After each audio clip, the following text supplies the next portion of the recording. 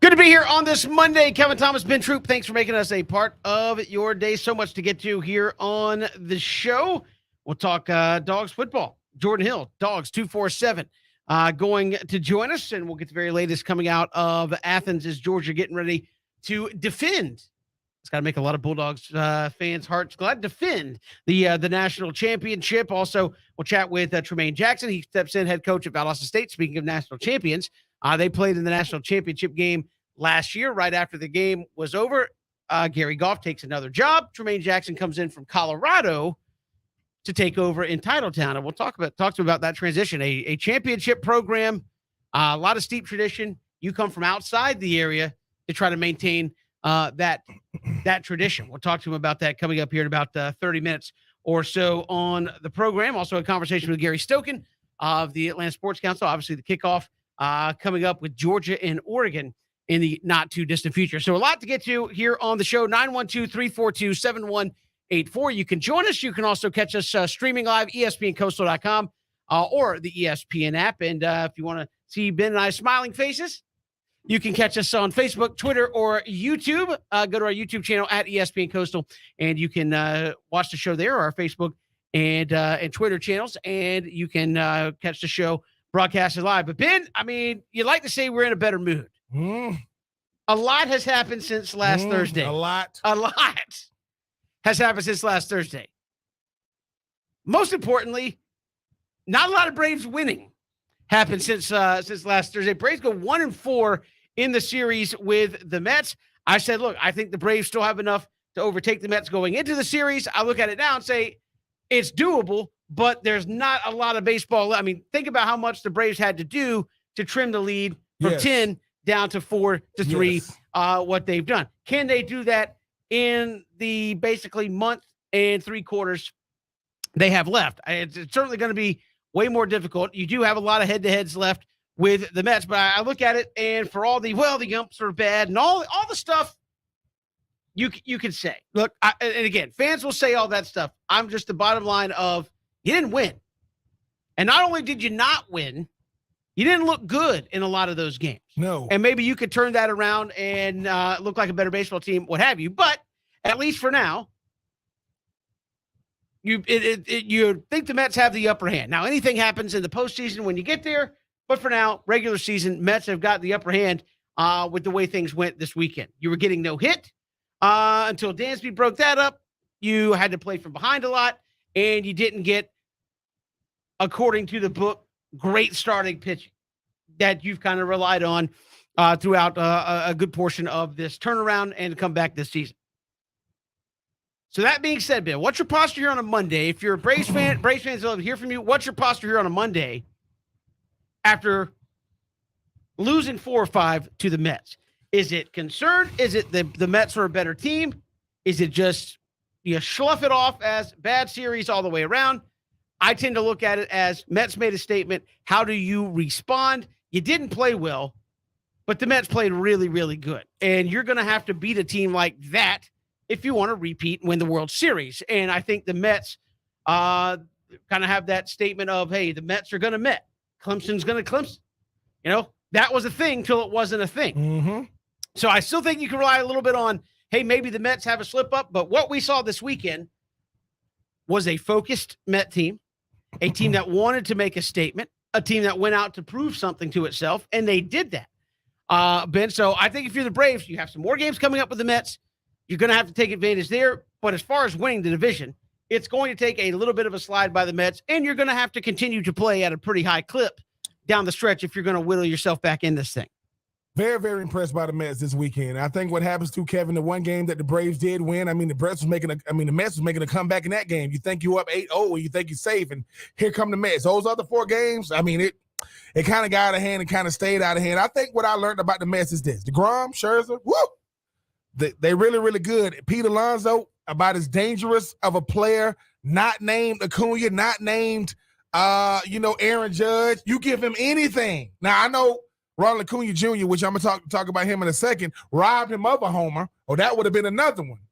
That's what I learned about the Mets. While we're waiting on the Mets to do something, it might not happen in this regular season. It might happen in the postseason.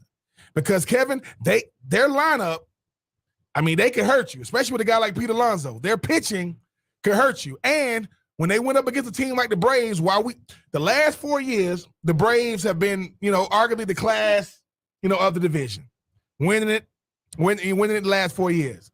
Well, the Mets have been getting better. They've been making moves, and the Mets approach to winning is pitching. Like, we're going to throw a bunch of money at pitchers. And again, you got a new owner who's a billionaire, and absolutely. And Steve Cohen has said, "I'm going to make this team a winner." Yeah, but I will say this: Ronald Acuna Jr., he was a bright spot. I mean, kind of, got back to his old self. I think sometimes, Kevin, we so focused on what the Braves do with rightfully so. That's who we cover. The Mets have gotten better. The Mets understand this.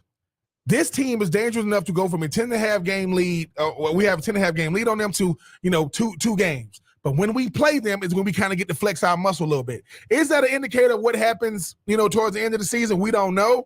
But I was very, very impressed with what I saw by the Mets, man. They I don't know what it is this year about scoring in baseball. You go from, it's a nice pitching battle to up 2-0, 3-0. You can go 4 or 5, runs in an inning, and then you spend the rest of the game trying to battle back. I give the Mets a lot of credit, though. I think because we're so used to at a certain point in the Mets, okay, honeymoon is over, the show is over. No, they seem to be a team that plays really well when they play against, the Braves. The Braves are still a very, very good team. I think that when you have essentially had your way with the division the last 4 years, somebody wants to be able to say, hey, we want to get some get back. Listen, it's all fair in the regular season. I get it. It's all about what you do in the postseason. But if this is indeed a year that the Braves do have to settle for a wild card spot, the Mets have earned it. Like, sure. They didn't give it away easily. I'm not throwing in the towel for those of you listening, by the way. I'm just saying, Kevin, the games that the Braves lost, it was impressive. Like, the Mets, it's like, dude, I'm trying not to give them no love, but look at this stuff. It's like from pitching to obviously the bats. But it is the Mets. They are the best team right now in the NL East, even though I think the Braves still got a shot. For this last series, you would have told me the Braves going to go, they're going to win 1 out of 5. Man, lost a doubleheader, obviously. I think they got to, listen, lick your wounds, deal with it, move on to the next series, and hopefully, and you don't get a lot of time in between. I think you got another 4 or 5 game series coming up with these Mets again, but that's going to be the barometer. Like what I saw from the Mets. Love what I saw from Ronald Acuna Jr. Hopefully he can stick with that, because obviously, he excited. I know when he got his homer, he kind of looked to the heavens like, I know he got his 500th hit, and so there are some bright spots. I think Snit said the best. He goes, look, man, that's a good ball club over there. It's not like, we're the defending World Series champs from last year. We still got to earn every single game this year. I think Ian Anderson got. I think he's like the 27th man on the roster now. They say, look, he's gonna be back. Snit told Ian, you're part of our future plans, aka the playoffs.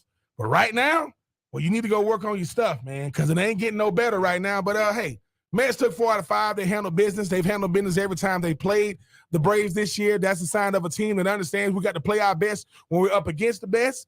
The Braves got to, have a short memory, try to get back to their winning ways and get ready for another series coming up with these pesky Mets here real soon. And hopefully, Kevin, they get back in that series. Yeah, look, I think for the Braves, you said you can't let a Mets series dictate what happens now, because now you go to Boston. Boston's been struggling for 2. You get the Marlins coming up this weekend. And are the Marlins going to be a postseason team? Probably not this year, but they're a better team than people think they are. They're a solid baseball team. And if you go in there and take that for granted, well, you lose 3 out of 4 to the Marlins. You got a doubleheader coming up this weekend again. All of a sudden it's a different scenario for Atlanta. So I think the short-term memory stuff we talk about in sports all the time, Ben, is so applicable here, because I just look at it and say, hey, so much was made going into that series by both sides, by the way. Look, the Mets could downplay it and say, well, look, it's the Braves. They knew it was a big series. They treated it like a big series. And I think on the Braves side, you went into that thing from a fan standpoint. I saw a lot of it. Oh, look, going into it, the Mets are going to Met. We got this. We'll take at least 3 and, gain a game on this thing, and we're right there. I think outside of going 0 for 5, 1 and 4 is pretty bad, right? And there are people that would say, if you're going to, there might even be people say, look, it'd probably be better to just go 0 and 5 and really put a message into your team about where you're at than even 1-4. But look, this is a Braves team that is young. They've got a lot of things that have happened around this team. They got a pedigree of winning. They got an expectation to win. And Ben, I think this is a team that still, you get to the postseason, and people say, well, the starting pitching falls apart. I mean, look at how the postseason is pitched in Major League Baseball. That's one sport, Ben, where you can honestly say the postseason doesn't even resemble what happens in the regular season. No. You may only want 2 or 3 innings out of your starter in the postseason, and we saw that with the Braves last year. You had Tucker Davidson, you had Kyle Wright. They're like, hey, if we need you to give us 3, if you give us more than that, great. But we're gonna have a short leash here, and if you give us more than that, great. But you manage it differently. You play the game a little bit differently when it comes to the postseason. And as we've seen, anything can happen in baseball in the postseason. So I'm not using this to say, oh, the Braves are fine. It was disheartening what happened. But you have to look at the moving parts of the Braves and say, is this team vulnerable in a short series? Because it may take that to get to the next round. You look at how they fared. That was a playoff series. They played this week against the Mets. You went 1-5. If you're in a 5-game series, you lose. You're done against that team. So I think it's one of those things that happens in August, a refocusing of the team, because, I mean, Ben, for the entire month of July and most of June, all we kept saying, I mean, it became a thing. The Braves never lose. Yeah. You know, and that meme came out there, and everybody patting them on the back about, hey, this is how good this team is, and be dangerous. And they're, you know, they might be the number 3 team in Major League Baseball based on power rankings and perception, based on how they're playing, even better than the Mets. And they got all these young talent. And Alex Anthopoulos is over here off to the side working up wizardry, and he's getting long-term deals done, and this and that, and everything he does turns to gold. And then you lose 4 out of 5. To the Mets. And I think that's to be a good refocusing, if you will, of the Atlanta Braves baseball team. And there it is, Kevin. Right? Listen, all those things could be true. Like everything you said. Listen, Alex Anthopoulos is doing some wizardry. Right? He is able to keep this core together. When you look at what he did, you know, with Austin Riley. Now you got Austin Riley, and and Ozzie, and you talk about Ronald Acuna. You talk about Matt Olson. Now you got to talk about getting a guy like Dansby Swanson done in the offseason. Still got to play the Mets. Still got to play baseball. And if you are a snit, if you are a snicker, you say to yourself, dude, I've seen it all with this team, man. I get to show how good of a manager I am when I am, you know, responding to adversity. I got to make sure these players know, look, man, that's why you can't live in the past. Yes, we got rings, and that's forever. Yes, Ronald Acuna, and Michael Harris out there in the outfield pointing to their ring fingers when they're looking at Mets fans, and the Mets fans saying, "What about now?" And I think that's the thing, man. Who are we right now? Still really, really good. I'm not, still really, really good. But how good do we want to be? Because the thing about baseball is different than any other sport. You don't get but a couple of days off during the season, so you got to get right back to it. And hey, Kevin, at the end of the day, the Braves know this, man. We're going to have to earn it. We said going into this season, the hardest division of baseball might be the NL East. It might be the hardest one, top to bottom, as far as like teams that are – listen, okay, you got the bottom tier team. The Phillies are good enough to win this thing. The Nats, I mean, if Strasburg ain't pitching, don't even talk to me about the Nats. What the Mets are doing right now is showing, look, man, it's working. That's with DeGrom coming off of injury. That's with Scherzer and guys coming off of injury. Now, Braves going to get some guys back. Rosario is settling in pretty well. But I got to say this, Marcell Ozuna, what in the world? I ain't never seen, Kevin, a guy that's okay at the plate be such a liability in the field. Like, what in the world is Marcell doing? Mets, kudos to the Mets. I ain't finna take nothing away from them. But you are right, Kevin. If you are Snit is saying, hey, man, our reality check is series to series. Not what we did in June, not even what we did in July. Who are we in August? Because right now, man, it's a fight to the finish. So everybody say 162 games, that's too many games. Nope, you need every single game. And that's the crazy thing about baseball. Because when you're in a division like the NL East, hey, man, one series could be the difference in, coming in as a wild card or winning the division or not making the playoffs. So the Braves, hey, thank God it's over. Another one is coming here real soon. handle your business against Boston, handle your business against the Marlins. Maybe, give yourself something to feel good about because I think the Mets coming. I think the Mets coming to Truist. Man, you want to have a good showing in front of your home crowd. Yeah, try to gain some of that ground back at the end of the day. We got so much to get to here on the show. Preseason NFL is in full swing. Leave it to the Jags last week to score 11. Ben and I kind of laughed about that of all the teams. Like, you come out, we got 11. We'll get to that. We'll talk some Georgia football as college football is on the big countdown as well. It's 3 and Out on the Southern Pigskin Radio Network.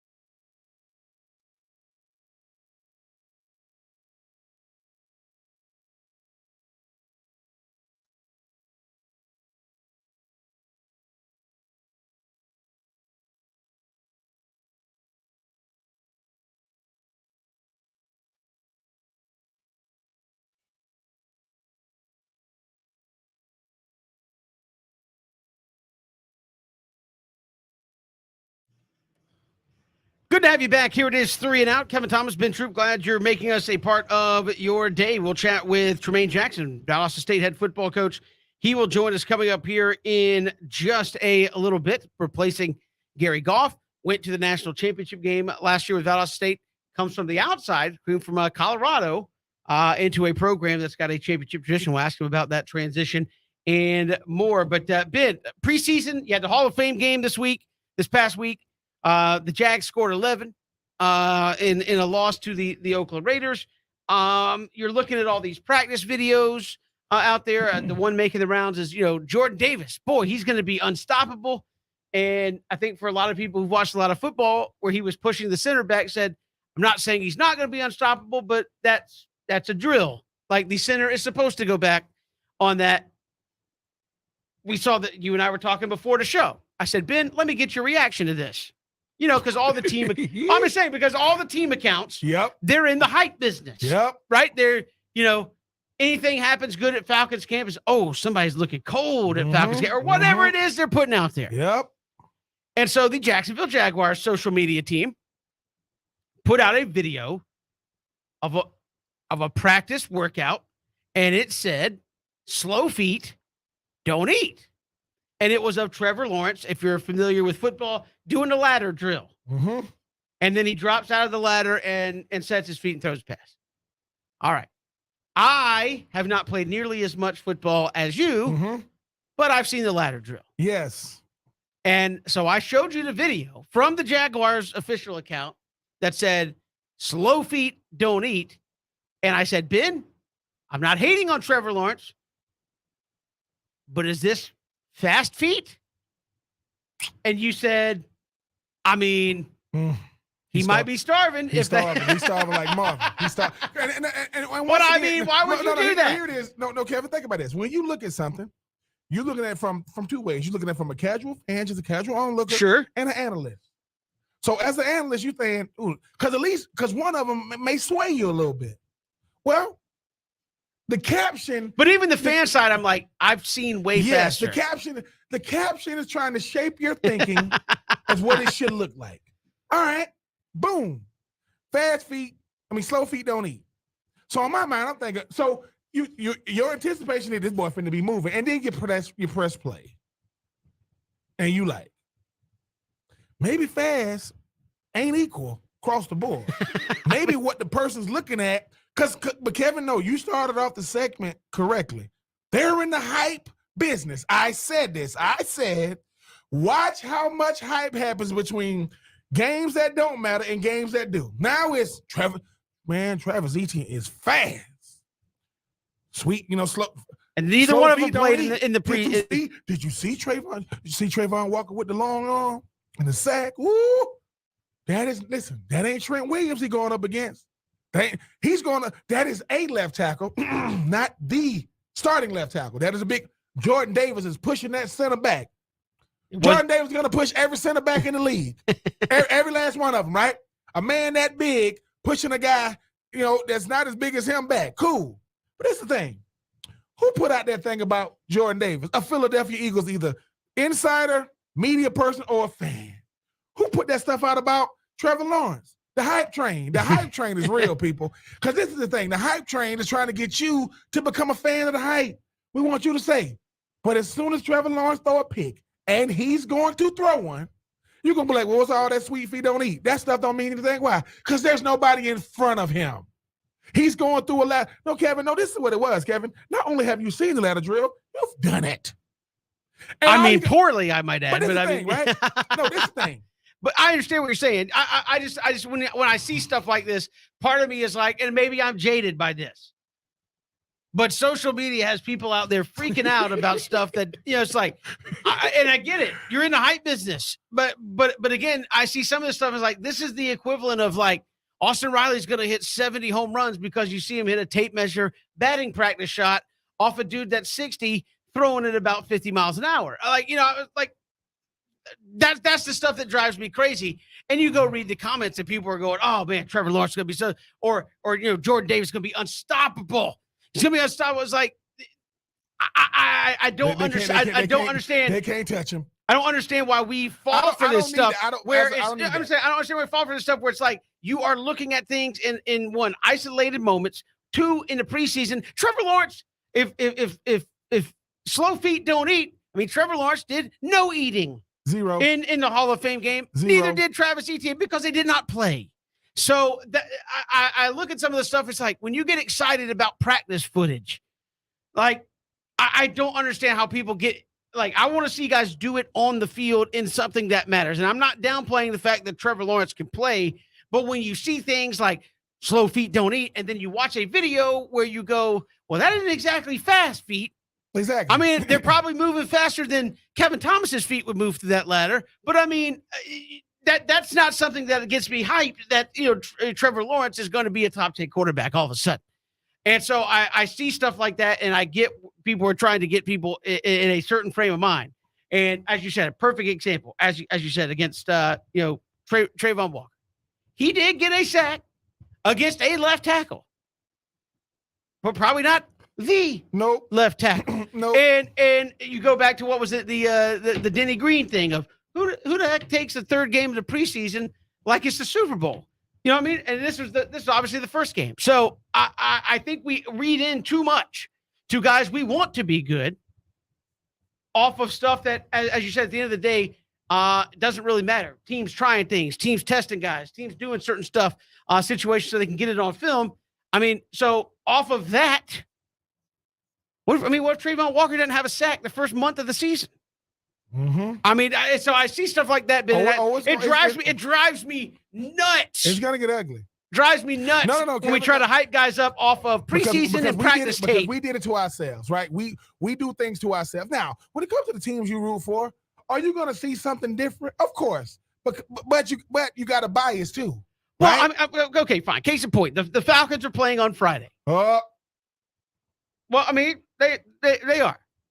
If Desmond Ridder comes out and goes 8 for 8 for 120 yards, might I go, that was interesting? Or might I look at it and say, okay, but he's probably doing it against a base defense. They're maybe not bringing a lot of blitzes, and they're letting him have underneath stuff just because that's the way they're playing defense. Yeah. Look, if he comes out his first ever NFL game in a preseason and does well, I'll say, hey, maybe I undersold him a little bit about his effectiveness down the road, but I won't be putting out stuff going, whoo, Desmond Ridder, watch out, Mariota. Your job's like, come on. Like, it's a preseason game. Calm down. That's all I'm saying. And you see some of these things where it's like, Jordan Davis is a monster. Well, we know that. But he's also working against the center in a drill pregame. They have foam wrap on their helmets. Like, you can only draw so much from that, in my estimation, about trying to crown guys as the next unstoppable force on the defensive line and the greatest weapon football ever created on the other side of the ball. It's just to me, and again, I don't know of a way to calm it down because fans are just that. They're going to freak out and say this, that, and what have you. Mm-hmm. No. I mean, I'm watching. I think he was the first team All Pro last year. Trevon Diggs, the brother of Stephon Diggs, right? Had a lot of picks last year. Gave up the most yards. You know what they're showing now? Yeah, him getting burned a lot every day by CeeDee Lamb. Yeah, right. And no Lamb. Beat the brakes off of him. Let the room breathe a little bit is all I'm saying when you're trying to project these guys. We'll come back. We will talk some college football with Tremaine Jackson, head football coach, Valdosta State, taking over that program.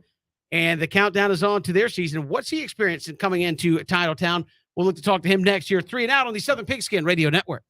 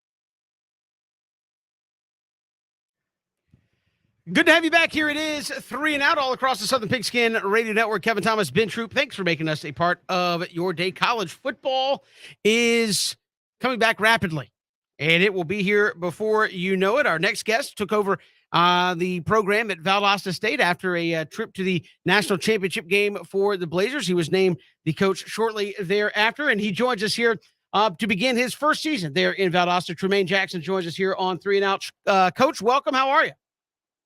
I'm doing well. How about yourself? Hey, we are doing fantastic. First off, you came from Colorado Mesa to Valdosta State. Speak to that transition coming from the Midwest to a program like Valdosta State that has so much tradition in a football hotbed part of the country. Yeah, I started my career back in 2006 at a Division II school, Texas A&M Kingsville. When you walk in there on the wall at Kingsville, there's a game where they played against Valdosta State in the semifinal one year, and you kind of realize how since 2000 we've been extremely good in Division II, and so where Valdosta State always is. When I went to Colorado Mesa, it was the plan to try to build a program that way, the way that we do things here at Valdosta State. And so when I had the opportunity to come to Valdosta State, it was a no-brainer for me to leave where I was and come to an elite place like this.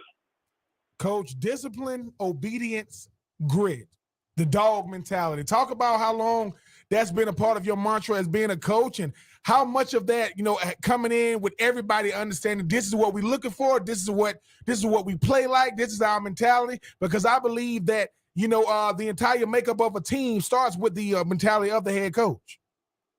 Absolutely. And so the dog mentality came about during COVID when I think we all were trying to find our way and find things to do. I was out on a walk in the mountains and we were dealing with recruiting and everybody wanted to tell us that they were sending us a dog. And I remember hearing that throughout my career. And so I wanted to define what dog really was. And I just came up with, me and our staff, we came up with just to be one of us. You have to be disciplined. You have to be obedient. You have to have a lot of grit. And so that's what we wanted that's what we want our football team to be. That's what we wanted in our program. And it really helps us judge who can and who cannot help the Blazers by using the dog theory. Tremaine Jackson joining us here on 3 and Out, and speak to taking over a program where there is that championship expectation. Obviously, as a coach, that had to be exciting, but speak to that where you're taking over a program that was just in the national championship game just a few months ago. Yeah, there's a lot. There's 164 Division II schools. There's 28 playoff slots. And not many places, everybody in the country believes that, your school is going to be in like people do Valdosta State. People just automatically assume that because of who we are and what we've done, that we should be there. There's high expectations for our program. And so after watching these guys play in the national championship, to be named their head coach 10 days later was awesome. But what we did is when we got in here, we didn't treat them like they didn't know what they were doing as players. We got some really talented kids. We made some subtle changes. And the biggest thing that we did here was we brought the dog mentality. We changed the culture. And we're going to play defense to match our explosive offense. And so we've been able to really let our kids lead our football team because they're more than capable. And they've bought in completely to everything that we've done. I couldn't be more excited to take the field with them. Coach, you hear the mantra of it takes what it takes. When you talk about being a coach, talk about being an assistant coach, talk about being a player to meet those expectations. What does it take to play for Valdosta State? Because as you mentioned Valdosta State. When you talk about D2, people are like, oh my God, who got to play them? Because you profile offense, it seems like it's been going on for decades now. You mentioned your defense being able to help the high-powered offense, but for those kids out there who want to have dreams of playing at Valdosta State, what does it take to be a Valdosta State Blazer? Yeah, well, you got to be a dog. And we define dog. Now, discipline, you got to do what you say you're going to do. That's how we define discipline. Being obedient simply is submitting and complying with the authority for the greater good of the team, which is us as coaches. We're the authority. And then having grit, that G in that dog, you got to have passion and perseverance for long-term and meaningful goals to play at Valdosta State. We brought our kids in August 4th. We plan on playing through Christmas. That's a long time to play football. And then once we finish that mission, we're going to come back January the 9th and do it all over again. So if you don't have grit and you don't have passion and perseverance for long-term and meaningful goals and graduating on top of that, then you're not going to last long in this program. And here's what we understand. Valdosta State football ain't for everybody. There's a lot of good football programs out there that are okay being okay. That's not us. We have a standard. That standard ain't changing. Everybody knows who we are, and we fully expect to rise to that occasion. So if you want to be one of us, you have to be a dog. Tremaine Jackson joining us here, head football coach of Valdosta State. Talk to the acclimation process for you. You obviously do the history, the tradition, but coming in, how quickly did you get kind of up to speed on high school football up and down Southeast Georgia and figuring out what all that kind of was? Did you have any kind of prior knowledge to that before taking the job, seeing as you've been like in Texas and the Midwest predominantly portion of your career? Yeah, well, me being from Houston and being a part of Texas high school football, you kind of always know where the hot high school football states are. Everybody talks about Florida, but here lately, and probably in my career, Georgia has always put out great high school prospects. And people normally think about Georgia football in Atlanta and up in North Georgia. South Georgia is where it's at. A lot of good football roster right now from South Georgia, and we recruit South Georgia pretty good. So we knew what we were getting into. But I tell you what, when you do have Florida touching your state, when you do have Alabama, Tennessee, South Carolina, North Carolina, when you're around that Southeast area, you can find really good football. So we have a lot of access to Georgia high school football, but we also have a lot of other good states surrounding us, and we're not hard to get to. And so it's really been good for us. Coach, I'm always intrigued when, a guy like yourself who played the game. I'm not saying the coaches that didn't play the game doesn't bring a level of expertise, but when I've been one of those guys, how much better does that help you as a coach? Understand, listen, man, sometimes I'm just looking at a young me. I just get to be that father figure, authority figure. Talk about being a guy that played the game. Now you coaching the game at this level. How much does it help you as a coach when you understand what these players dealing with? Yeah, one of the reasons why I became a coach is because of some of the ways I was coached that I didn't like. I had a lot of great coaches, but I had some that I didn't think coached me very well at all, and I wanted to put more great coaches in the profession than I did the coaches that were just there for the job or whatever. It is what it is. Not everybody coaches for players. We do here, and I wanted to be surrounded by men that wanted to mentor other young men. And so I understand that. I just told a D lineman today, man, you remind me so much of me. Here's what I'm going to do. They didn't do this for me. I'm going to do this for you because I know we're looking at each other. You're my past and I'm your future. And so it really helps. It also helps just from a play standpoint. Nothing against guys that hadn't played football. But when you tell a D lineman, especially, and I'll always use the D line because I am one, to play through an ankle injury and you've never played through an ankle injury, then you just kind of lose what we call the street credibility of the game. And so we have it. Helps us in recruiting. It just helps overall. We've been able to use coaches' playing careers as a tool in recruiting and as a tool to show that we got some guys that play in the NFL that we know how to get you to where you want to get to. So it definitely helps. It helps us here, and it's helped me throughout my career.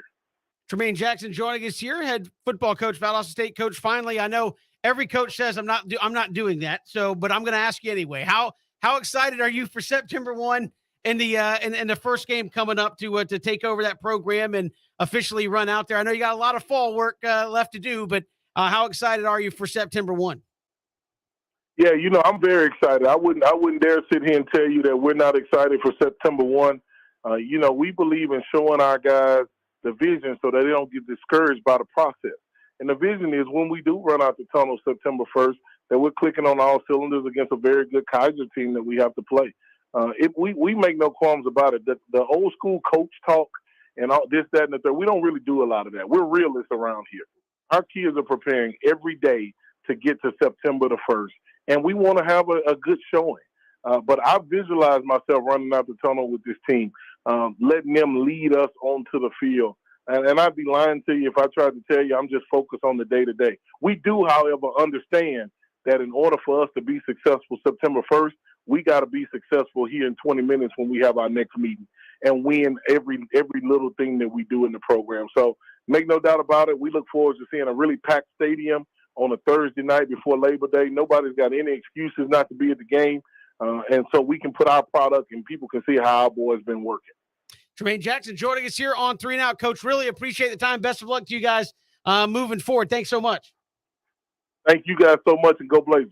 Appreciate it. Tremaine Jackson joining us here on 3 and Out, Ben, as he takes over a program with championship expectations. They just played in the national championship. He steps in. Obviously, people think, well, the goals go right back this go around. So interesting situation. I mean, not everybody steps into something like that where you step in and you're ready to win. I say you're ready to win. You're expected to win.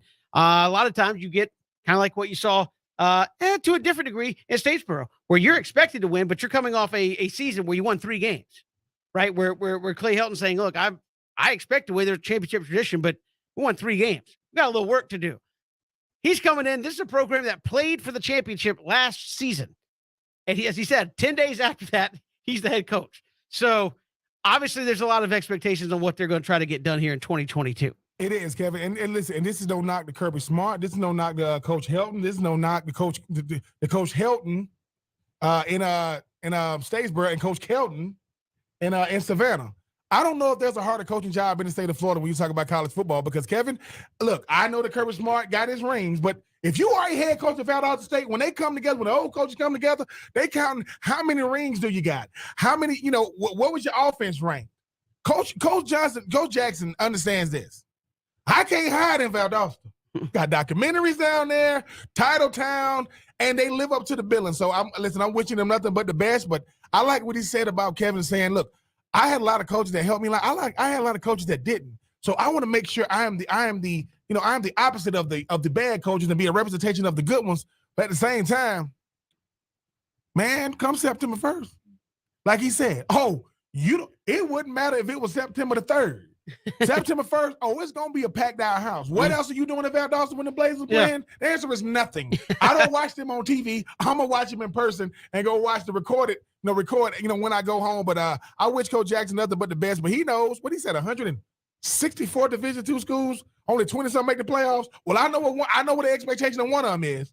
It's almost, man, I don't know what it is to not make the playoffs in Valdosta because I didn't go to Valdosta State. But I already know they're like, hey, Coach, how good you think we're gonna be this season? It's like, I'm just saying, Kevin. It's like Saturday night. It's like Friday Night Lights in real life coming out of Valdosta. Well, what a lot of people don't realize, and then going to school there, coming out of that environment, is it's kind of like what you see with Alabama and Georgia. It's like you hear 20-something people make the playoffs. Well, it's kind of like you see no difference. Like if you lose 2 games, you're in trouble as far as your playoffs. So you really need to sit there and one loss, and you are already on shaky ground potentially for trying to make the playoffs. It is a tough road there in Division II. We got more to come. Here it is, 3 and Out all across the Southern Pigskin Radio Network.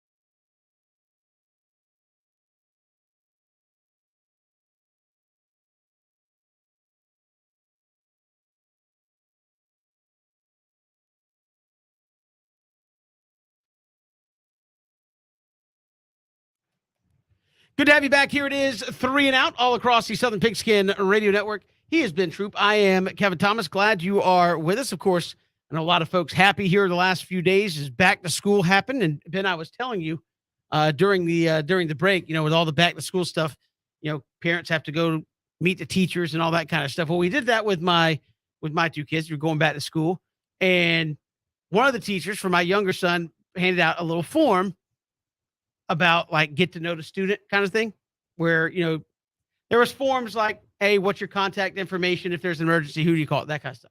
But then there was a page like, tell me about the student. What's your favorite food? What TV shows do you like? What do you like to, do when you're not at school? What's your favorite class in school? That kind of stuff. What's your favorite sports team if you have one? And then the last question was, what is something I do not like that most people like? And my son's filling it out because I told him to, and he wrote for his answer, school. And I want to be like, son, like, you're turning this into the teacher, and you just said I do not like school.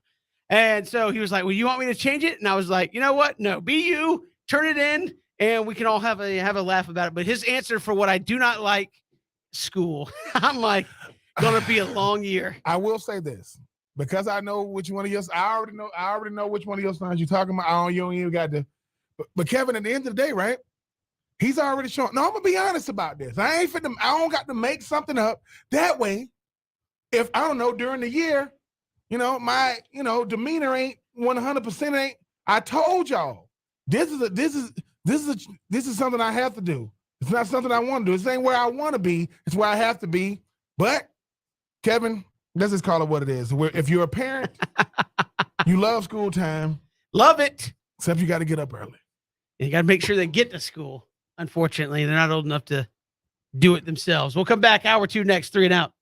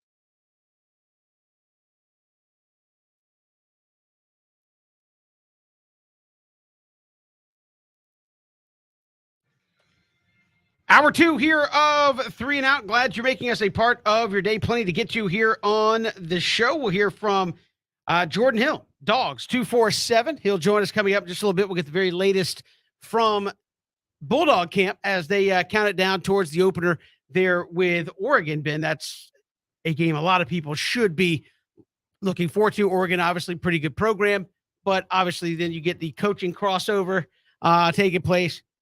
Certainly going to be one of the games of the opening week of college football. It is, Kevin, and rightfully so, right? Once again, you get to be a big-time defensive coordinator like Dan Lanning. You get to go over to Oregon thinking, I'm trying to get as far away from dog country. And the first game of the year, I got, the Georgia Bulldogs. But Dan Lanning, it should be a really, really good game. People think, quote, because the team you're leaving, Kevin, you got to you should have like a bead on them. They asked Kirby Smart about Dan Lanning. He says, quote, I'm not worried about Dan Lanning. Not saying that he don't respect him, but hey, man, Dan Lanning know what we got over here. Not saying that Oregon ain't a great program, but should be a big-time opener with the Dogs versus the Ducks. Let's take 3 here on 3 and Out. We'll talk about Georgia coming up here in just a little bit. But, Ben, we had Hall of Fame weekend in the National Football League. Of course, you had the Hall of Fame game, and Tony Boselli gets inducted into the Hall of Fame. He's the first Jacksonville Jaguar to get inducted into the Hall of Fame, despite the fact, Ben, that he only played 6 seasons in the National Football League. Do you think there should be a length of service requirement to get into the Hall of Fame? Is 6 seasons enough in your estimation? Yes, it is, and I'm gonna tell you why. Sometimes, Kevin, we get caught up in certain things for no apparent reason because it ain't the norm. Tony Boselli was about as good as a player can be for the time that he got a chance to play. If I'm not mistaken, Terrell Davis, that played for the Broncos, only played like 7 seasons. Yeah, he was a NFL MVP. Yes, he was a 2-time. So when I think he was a 2,000-yard rusher, he got in. Gale Sayers, if I'm not mistaken, played 7 to 8 years for the for the Chicago Bears. He's in the Hall of Fame. But you know what Tony Boselli just opened up the door for? Guys who did have short careers, right? I want to say Sterling Sharp, the brother of Shannon Sharp, only played 7 years. I think he got a shot to get in. It's about what you did for the time you had to do it in. I'm sorry. When did the barometer come? Because guys aren't Tom Brady's of the world, right? LeBron's of the world. Got people thinking, hey, man, those are dinosaurs. Guys don't want to play 2 decades. They want to play 8, 9 years. Like, Patrick Willis, I think, didn't play 10 years. Luke Kuechly, I think, didn't play 10 years. What did they do when they played? All pros, all pros, all pros. Tony Boselli, I think, was the first pick of the expansion Houston Texans. Right. So think about this. Out of all the players they can get, I want a guy that I saw what he did when he was with the Jacksonville Jaguars. Listen, congratulations to all the inductees. Tony Boselli was an incredible player. I'm sorry, but I think sometimes, Kevin, we get too caught up in the length of time and not the impact with the time you had. Tony Boselli about as good as it can be. Once again, I know we were talking about Travon Walker. He's going to be going up against guys like Tony Boselli. That's the left tackle he's going to be going up against. So when you ask why why are guys that get double-digit sacks in the National Football League, $20 million a year guys, because you got to go up against the best, arguably the best athlete on the offensive line is the left tackle, bar none. Might be the most athletic player on the offense, all things considered with size, speed, agility, mobility, and our responsibility. But yes, Tony Boselli, congratulations. The first Jaguar to ever be inducted to the Hall of Fame, NFL Hall of Fame, Pro Football Hall of Fame. Hopefully that paves the way for a guy he blocked for, Fred Taylor. I do think Fred Taylor is a Hall of Famer, and obviously he was in Canton to watch his teammate get enshrined. But yes, it's not about the years; it's what you did. It's how impactful were you, and you can't be more impactful than a guy like Tony Boselli for what he did when he was with the Jags. No, and again, I think it depends on the impact that you had, Ben. When I look at he only played 6 years in the league. Were you down? Because to me, guys like Kobe, LeBron, Michael Jordan, when you look at basketball, that's easy. You look at Tom Brady, as you said, that's easy. Peyton Manning, that's easy. They did it and did it at a high level for a long, long time. Tony Boselli, as you said, opens the door for some guys who said, look, these are the guys now you have to play the projection game a little bit and say, if this dude hadn't been injured, we wouldn't even be talking about this. Right? Like, what I'm saying? Like, if he doesn't get injured, like, everybody's looking at you and me and saying, this is not even a question. He's a Hall of Famer. So to me, it would be, how much dominance did you have in a short amount of time? And again, I think of guys like Bo Jackson. Bo Jackson, look at look at the highlight tapes. Bo Jackson did not play very long in the National Football League. He's running people over and doing things that make people go, this guy's unbelievable. Is that enough to get you in? So that's why I say you have to do a little bit of a projection game. But Tony Boselli, I understand the point. I think there's probably a little pressure to say, hey, the Jags have been around for a long enough time now. Like they don't have anybody in the Hall of Fame. And so maybe that helped his case a little bit. But I think you got to play a little bit of amount of time and exude exceptional dominance. And when I say that, it's like better than the average, like, hey, this guy was good and then he was among the best. Like, no, exceptional dominance at your position. I think Tony Boselli can qualify for that. But I mean, if you're going to play the short career card, I think you have to have just exceptional dominance. That is not even a question of, hey, if you didn't get hurt. I think of Tony Boselli's case, if his shoulder didn't give out, that's the guy that probably goes to the Houston Texans and has another 4 or 5 year run with the Houston Texans. Now you're talking about a 10, 11, 12 year career as a dominating left tackle. It's probably not even a thought. He was a number 2 pick in the 95 NFL draft, number 2 overall pick. In the expansion draft in 2002, he was a number 1 overall pick. And he's been in the league already 7 years. 3-time first-team All-American, 3-time first-team All-Pro. I always judge great players on the All-Pro. All-Pros mean I was the best in the world that year at my position. He did it 3 times. He was in the NFL 7 years. Wait a minute. 5-time Pro Bowler. In 7 years, I went to the Pro Bowl 5 times, and I was the first-team All-Pro. So when it comes to my position, my play warranted me the best at what I did for 3 out of 7 years. Most guys are not going to make a Pro Bowl. That's not going to make multiple first-team All-Pros. So in 7 years, what did he do? He went to the Pro Bowl 5 times. He was a 3-time first-team All-Pro. He was number 2 overall pick in the 95 draft. In the 2002 expansion draft, he was number 1 overall pick. All right. And I always say this. What does his opponent say about him? What did the guys that went up against Tony was, oh, man, that guy right there. They ask him defensive end. So you ask the guys you played with and ask guys you went up against. Not the ones you played against. Ask defensive ends. Oh, Tony Boselli, oh, man, for that time frame, yeah, he was about as good as it gets. And I think that's what it is, Kevin. It's like, hey, like you said, if his shoulder doesn't go out, that's more Pro Bowls. What would make me think he's not going to have more Pro Bowls and all-pro type season? But I think that's what the Pro Football Hall of Fame is about. It's about saying, Lou, is he one of the greatest of all time? The answer is yes. He don't got to be Munoz. He don't got to be Orlando Pace. He don't got to be Jonathan Ogden to be one of the greatest of all time. But guess what? He's enshrined. That's forever. In the words of Deion Sanders, I got a gold jacket that I did not have to buy. It was made for me, and he's in the College Football Hall of Fame for those of you who want to know that as well. All right, moving on. Take 2, Ben. What do you expect to see Friday from Atlanta? They take on the Lions. Aiden Hutchinson, if he plays, take on the Lions Friday in their first preseason game. What do you realistically expect to see? I expect to see the starters play. That's not something we saw this time last year. I expect to see Kyle Pitts get out there. I expect to see, Marcus Mariota get out there. I want to see Drake London. I want to see Kyle Pitts, right? I want to see Brian Edwards. I want to see Alden Tate. I want to see Cordell Patterson. I want to see this offense go out there, run the football, and try to see just how. Now, am I going to know how it's going to look as offense-wise? No. I know how it's going to look visually. Oh, them dudes big, man. All right. Going with a big lineup. Got that, right? On defense. Defensive coordinator for the Falcons came out and was like, look. Yeah, Dean Pease, yeah. Yeah, I'm tired of y'all talking about this team. I'm tired of y'all. So, okay, coach, prove it. You put the bullseye on, if you want to call it, on this defense's back. I want to see guys not named AJ Terrell, not named Grady Jarrett making plays. Lorenzo Carter, what's up? Ebakite, let's do it. And I think Richie Grant, what's up? Because Kevin, unfortunately, I don't want to get too much out of a preseason game, but I want to get something, right? Like this ain't the entree. This is definitely a side dish. I get it, but I want the side dish to look good because Kevin, you know this. If the preseason is not a true indicator of the regular season and you look awful in the preseason, well, that doesn't give me a lot of, because the guys who you're going to need, they need to play. So I expect to see some of the starters. I want to see how they look visually. I want look, the Orlando. I'm talking to you right now. If they don't throw Drake London a go route, because it ain't about completing it, throw him one. Because he only gonna get a couple of series. He ain't gonna get a lot of snaps, right? So throw him one. And the main thing I want to see, no injuries, because the reason why you go through the preseason, you lick at your wounds, you counting the healthy bodies. That's how you kind of decide, because you're seeing a lot of ACLs kind of coming up already now, non-contact injuries. Because let's face it, men that big don't supposed to move that fast. They don't supposed to do it. I'm sorry.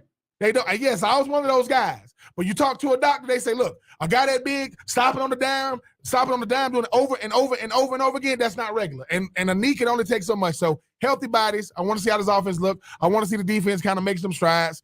And hey, man, do you care about Mariota vis-a-vis the other quarterbacks? Do you care about I definitely want to see Desmond. Oh, yeah, I want to see young Russ. I'm saying, but I'm saying, yeah. Do you care do you care? Like, that's not going to change your mind of, hey, maybe you give him more play. Like, you just want to see what. I just want to see him. Because this time last year, Kevin, right? The difference in Matty Ice, and this is what, this is why I think the starters didn't play last year in the preseason, because you got Matt Ryan. You know he's going to be ready. And he's going to make sure Kyle Pitts is ready. He's going to make sure the offensive line ready, right? Marcus Mariota. I still don't know if that was wise. Yeah, I'm not saying it was wise. That's why they did it. Marcus Mariota ain't thrown a pass that was meaningful in like 2 or 3 years. He needs to get the rust off.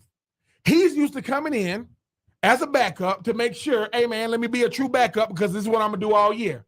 Hey, Marcus, yeah, go, because you know this, okay, because this is what's going to happen. Here it comes.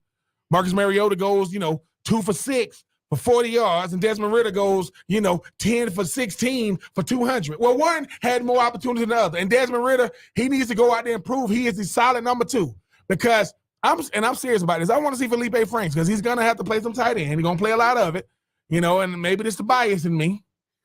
I've been seeing some of the stuff he's been doing in preseason. I want to see if he's got a legitimate shot. His brother is actually a tight end in the National Football League. He's trying to become one. I'm always rooting for these guys because, like I say, Kevin, if you want to play in the National Football League, you need to be a football player first, a position player second. Ask Felipe. And full disclosure, they say Felipe might have to play some tight end and quarterback. Now, I don't know about the quarterback part, but we'll see. We'll see how he looks out there, playing tight end. Yeah, a lot to cover there. All right, finally, Ben, today is International Cat Day.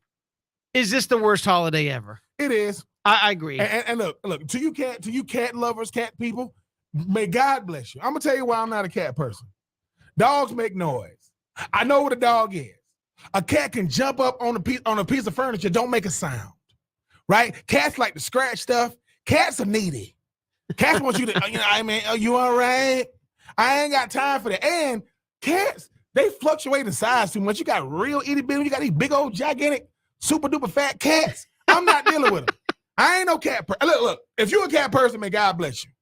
I ain't never been no cat person, though. Right. Like never. Like I'm not, listen, I'm sorry. I give a dog water and that's it. He wants some milk. He ain't getting my milk. So I'm just telling him right now, I'm not giving no milk. I'm not trying to read your body language to the cat people. You can have them. They will not enter the Troop household. Not doing it. Yeah. My take on cats are have stayed the same. Cats are not to be trusted. That's the idea. Cats are not to be trusted. Dogs are up to you. You know what they're about to do. As you said, cats will look at you, and then just bite you for no reason, or try to scratch at you, or then all of a sudden, hey, I'm over here, and then they just jump on the couch or the chair for no reason. Like we don't need that happen. Cats not to be trusted. I did have a fun time explaining to my younger son that cats don't need to go outside because they go to the bathroom in a box full of dirt. And he was kind of fascinated by that. He said, what do you mean? He's like, well, there's a litter box. He goes, and they just go to the bathroom in there. I was like, yeah. I don't listen. I was like, yep. He goes, so then what? I was like, well, then somebody's got to go in there and clean it and put new in there. And then they go and use it again. He's like, not. He was like, in the house. I'm like, in the house. In the house. Have a little box or whatever. Dog you let outside, they know what to do. But yeah, cats not to be trusted. International Cat Day, not celebrated in the Thomas household. I'm with you, Ben. Don't want cats in my house. Do not want one in the house. We got a lot to get to here. That's Take 3. We do it every day at this time. We're talking Georgia football. When we come back, defending national champs, Georgia Bulldogs, Jordan Hill, Dogs 247 joins us when we return. It's 3 and Out on the Southern Pigskin Radio Network.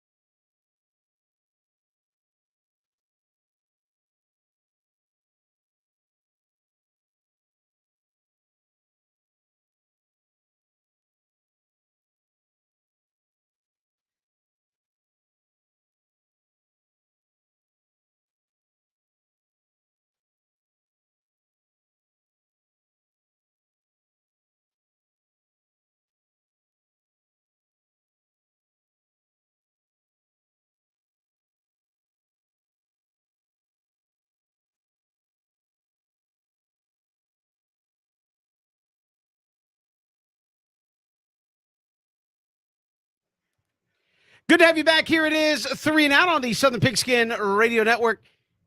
Fall camps opening all over the place as we count it down towards that first full Saturday of college football. And Ben, the Georgia Bulldogs, the defending national champions, going to have a lot on them as people look to try to bump them off.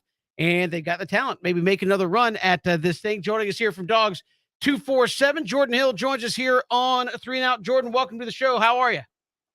Hey guys, yeah, doing great. Just kind of funny now. We look at the calendar and we're less than a month away from the start of the season. So very exciting time for sure. Hey, absolutely. And Georgia number 3 in the coaches poll that was just put out there today. And Kirby Smart said something back at SEC Media Days that I found interesting, Jordan, because it'd been obviously 40 years without winning a national championship. And in some levels you would expect, hey, the great exhale of, hey, we finally did it. And Kirby Smart said, look, this team hasn't done anything.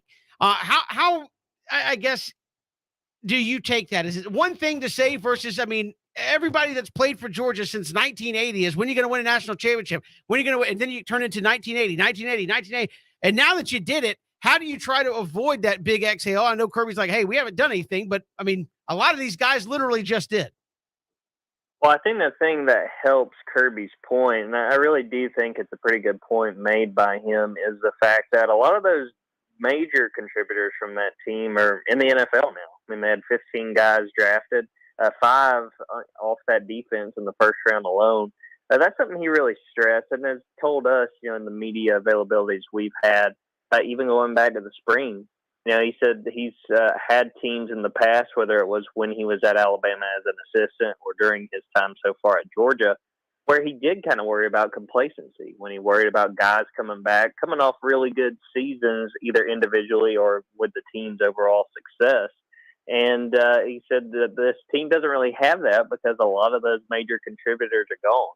Guys like Nakobe Dean, guys like Jordan Davis, guys even like Jermaine Burton, who transferred to Alabama. Some guys on offense, George Pickens, guys like that are not on this team anymore. So he knows that the situation is a little different as far as worrying about complacency or, his line has been being asked about resting on, players resting on their laurels. And he said these players, for the most part, don't have laurels to rest on. So that's sort of the situation that I think kind of helped his point. And the fact that obviously you do have some big contributors like Stetson Bennett, like Brock Bowers, guys on that defense, Keely Ringo, Nolan Smith, who are big parts of that championship team. But at the same time, they're surrounded by guys that are going to be stepping up into new roles. They're going to be asked to do a whole lot more than they did during the 2021 season. And Jordan, when you have a guy like, having a guy like Kirby Smart, as you mentioned, I mean, he's seen it all and done it all under the tutelage of a guy like Nick Saban. But we've never seen him, do an encore. The hardest thing to do in college football is to win that championship. But even harder than that is to, win back-to-back. I know they're not going to talk about winning back-to-back yet, but everybody's going to be watching Georgia to see how do they rebound, because replacing most teams just want to put 3 or 4 guys in the draft.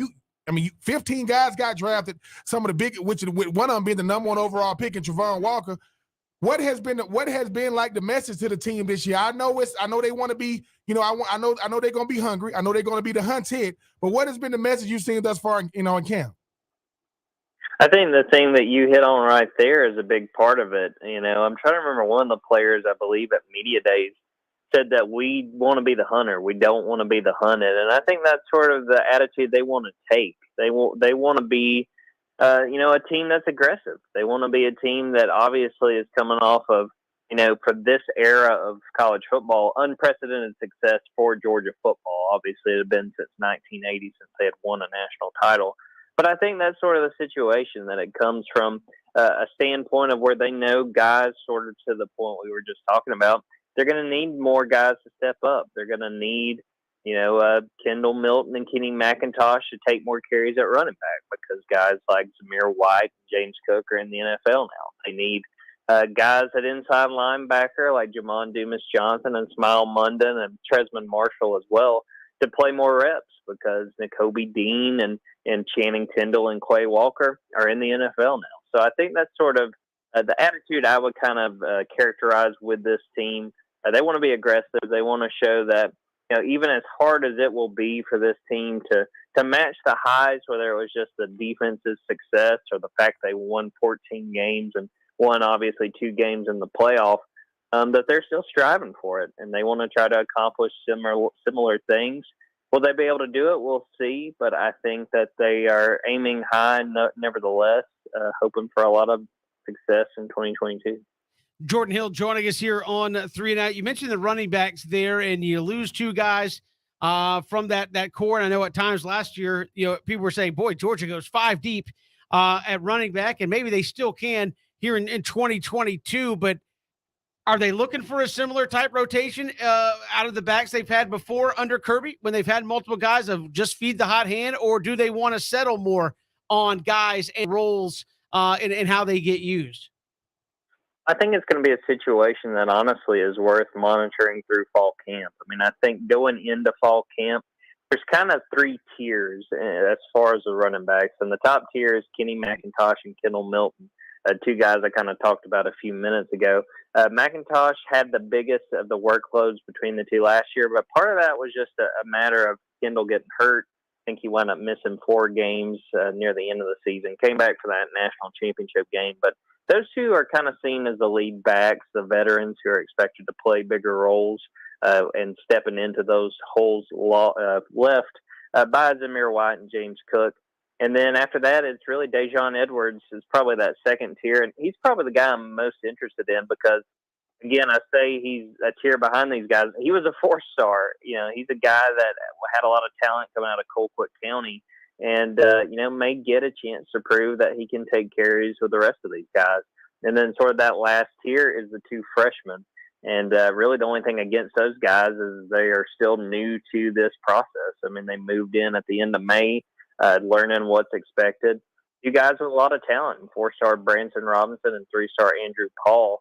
This is going to be very important for them, how they handle these next few weeks, 25 fall camp practices, how they just show it's an opportunity for them to show that they can be relied on and what those roles look like. I think it remains to be seen, but if they live up to the expectations, I don't think Georgia is in a position where it will hesitate to use multiple backs to let a lot of guys get involved, especially if they have a season like they did last year where, there are multiple games where the 3rd and 4th quarter kind of wearing the other team down, trying to just get through another win. That could be big opportunities for Edwards and Robinson and Paul alike. Speaking of living up to expectations and dealing with the hype or everything that comes with it, I know you talk about the 15 guys that's moved on to the National Football League, but, Stetson Bennett, I mean, he's literally done it all. Wasn't on campus, get called back on campus. They wanted everybody but him. I mean, they want, the JT Daniels stuff, and now you're looking at all the guys that's in all the 5 stars that's in that quarterback room now. You could say, Jordan, this is not hyperbole at all. Nobody has meant more to this Georgia program in the last 3 years than Stetson Bennett. Just from an availability standpoint, a durability standpoint, obviously wasn't too big. The lights weren't too bright for him to go out there and make the throws, and he did in the second half to bring home that national championship. Yeah, Stetson is someone I'm very interested in seeing just how he kind of goes about this season because, there was a lot of thought, and I think legitimate, speculation after that championship game that Stetson was going to walk away because obviously that was as good of an ending as you could possibly imagine had that been the end of his Georgia career, had he decided to go play somewhere else, had he decided to, maybe try to play professionally, which obviously I don't know what that would have actually looked like. But he decided to come back. He wanted to use his additional year of the COVID year to play at Georgia one more year. So you kind of run the risk of how do things go in this additional year, obviously coming off of the biggest moment in Georgia history since 1980. From what we've gotten to talk to Stetson, even going back to the spring, I feel like he's really taking this year in a positive manner. I think that he's learning and trying to get even better. I mean, he talked during the spring about wanting to take advantage of something we all kind of overlooked. During that spring, that was the first time he's really ever gotten first team reps during a spring because of just what the depth chart has looked like ahead of him in years past. So, I think that there truly is room for him to improve, obviously building a rapport with some of those receivers, kind of understanding better what they're looking for on plays, looking at his relationship with offensive coordinator Todd Monken, getting on a same page about plays, sets and likes, calls he likes on certain spots on the field. I think that it's a big opportunity for him. And, I think it's a tall task to say that he's going to be able to top what he did last year because, again, that was really nothing short of incredible just the way that season played out. But at the same time, I think he's got an opportunity to have a really good year. And it's going to be interesting to follow and just see how things go week to week. Jordan Hill joining us here on 3 Now. And Jordan, you go over to the defensive side of the football. Dan Lanning, you're going to see him obviously in week number 1. What do you expect from the defense? A lot of new parts. Again, little new voice, different way of doing things defensively. What do you expect early from that side of the ball? I think that it's pretty much going to be unavoidable that, especially early in the year, we'll see some growing pains just because, again, this is a defense that lost 8 starters from last year. So you just know that there's going to be mishaps here and there. And that's something Kirby Smart's talked about. He said that there's going to be moments where guys that are young, that are out there playing their first real legitimate reps in a game, they make the mistakes you expect to see from guys out there getting their first real legitimate reps. But to me, the key to this defense, which I think can still be very good, I don't think there's really any way they can top their success in 2021, but I do think they have a very good chance of being one of the SEC's best defenses. It's going to be defensive line, and it's going to be inside linebacker. I mentioned the inside linebackers a little bit earlier. To me, they've got some guys that look really good. Jamon Dumas-Johnson, other than really tight end Eric Gilbert in the spring, Jamon was probably the story of the spring. Just all the praise we heard about him, how he was able to play.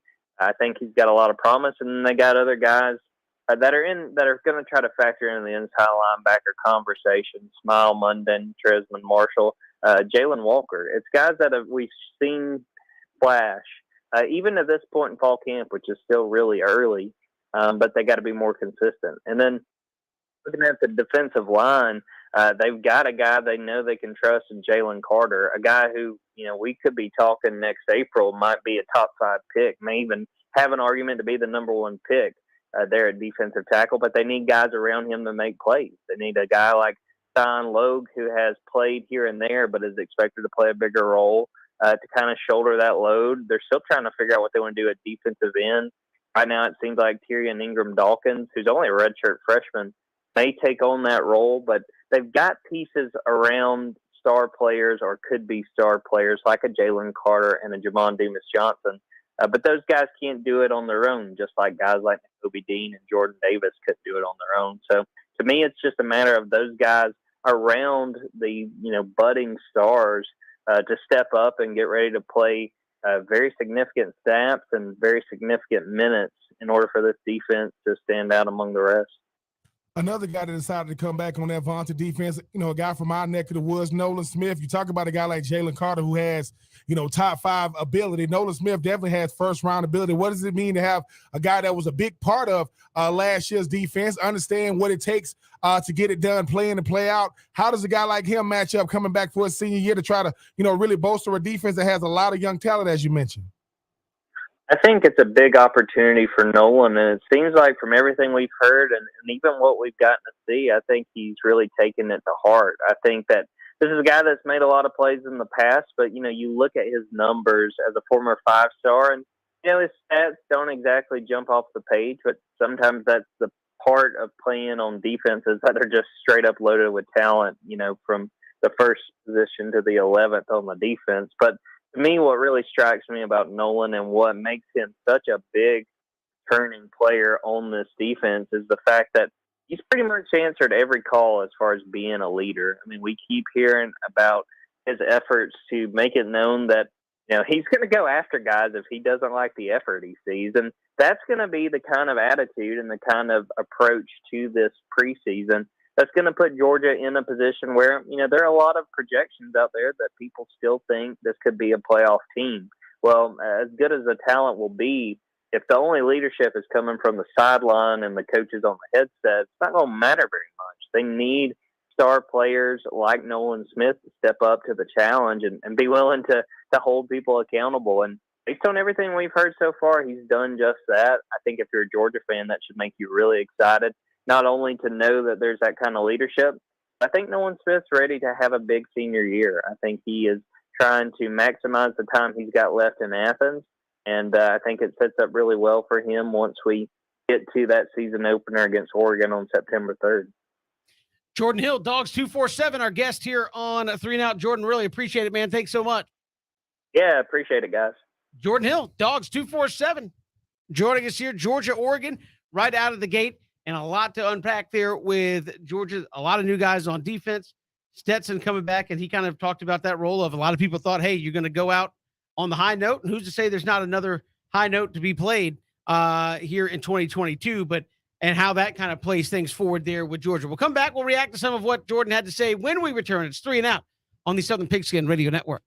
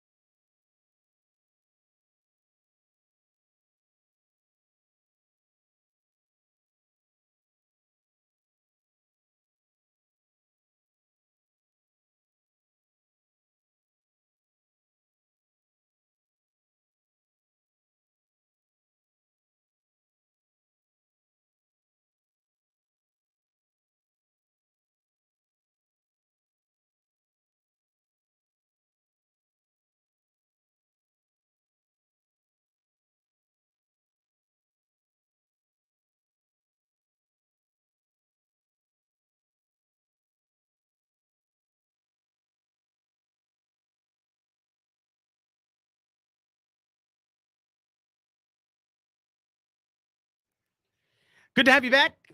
3 and Out.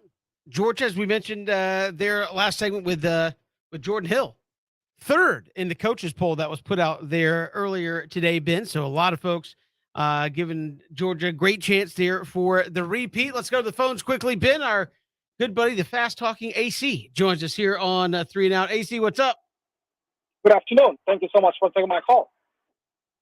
What you got on your mind today? Absolutely.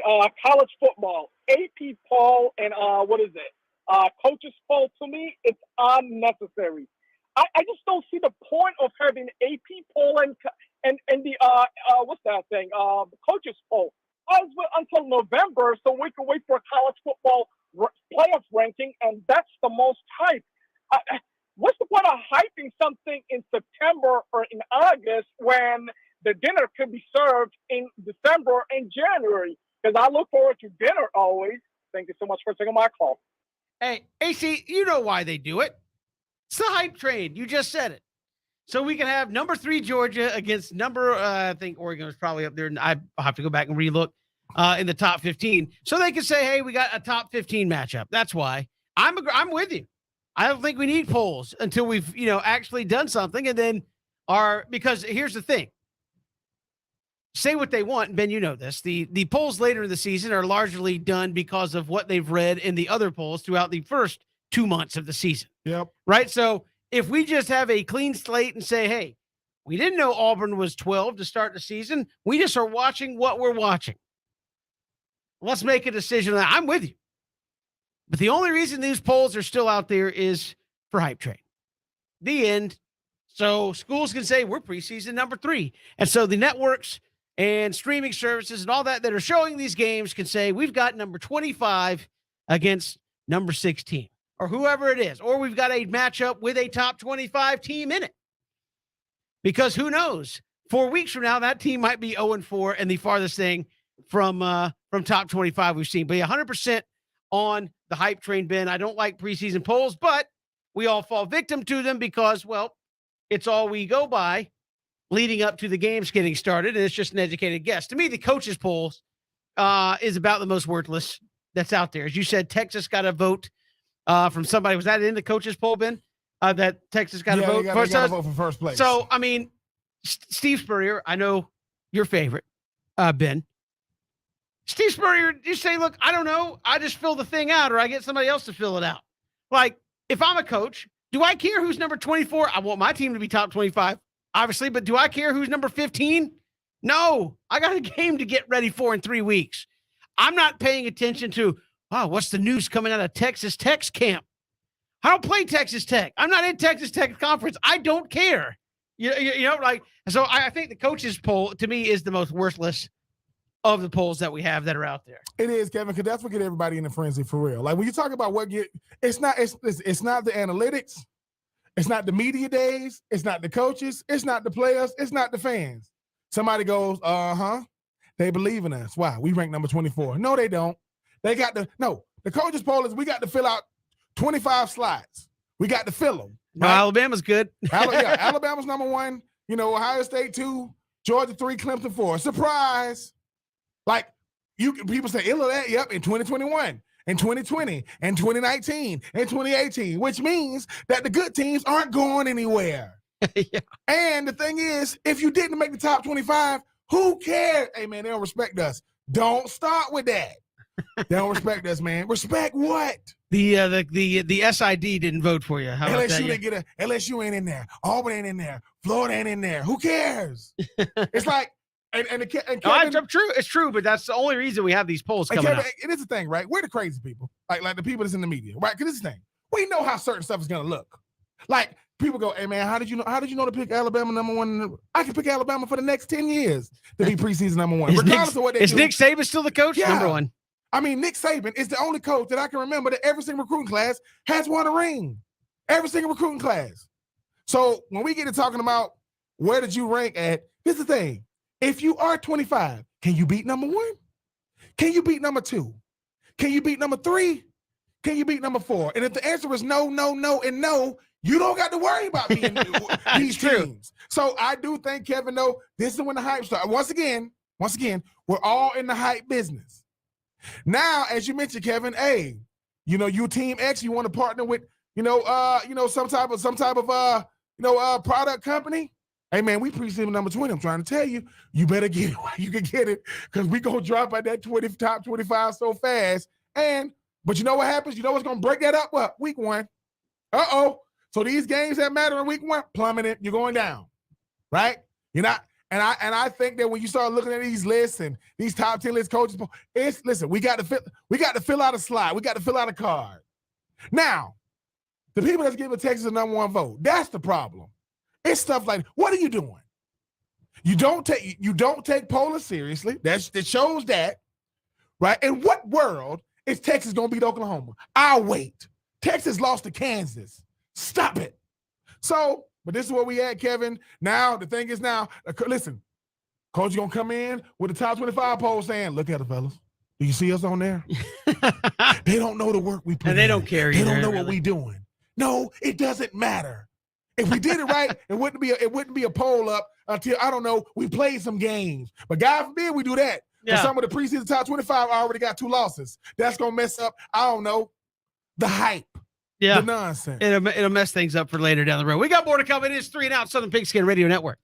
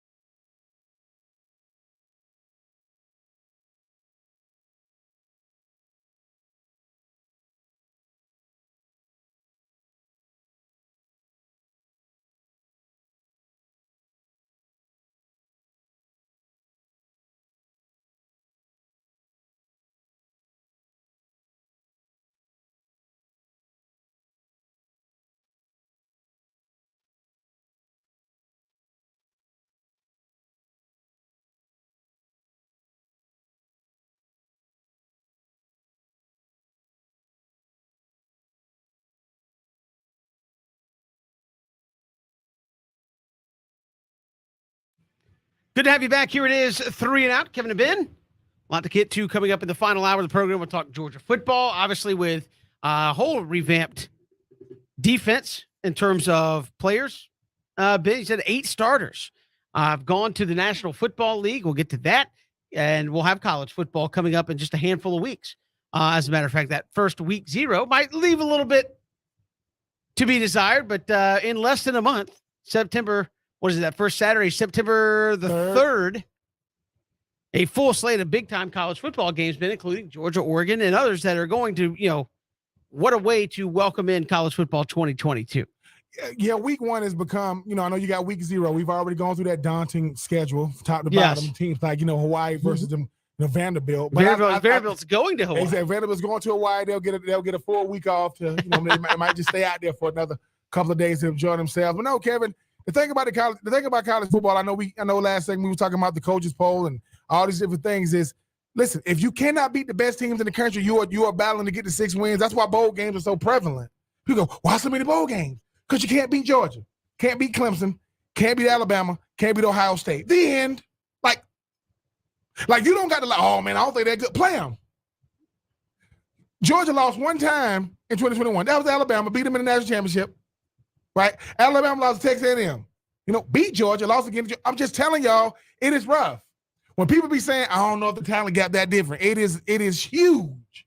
Doesn't mean these teams can't be beat. Doesn't mean it. I just think that, Kevin, when we start talking about college football, top to bottom, the talent level isn't that. Like, look, if Alabama was another conference, we'll see. But yeah, we know how this story ends. Unfortunately, Bryce Young and Will Anderson, they get the horse up. That's why people want to expand the playoffs. At least give us a chance to get in there and have a little fun before Alabama steals it all. We got more to come. It's 3 and Out. Final hour around the corner here on the Southern Pigskin Radio Network.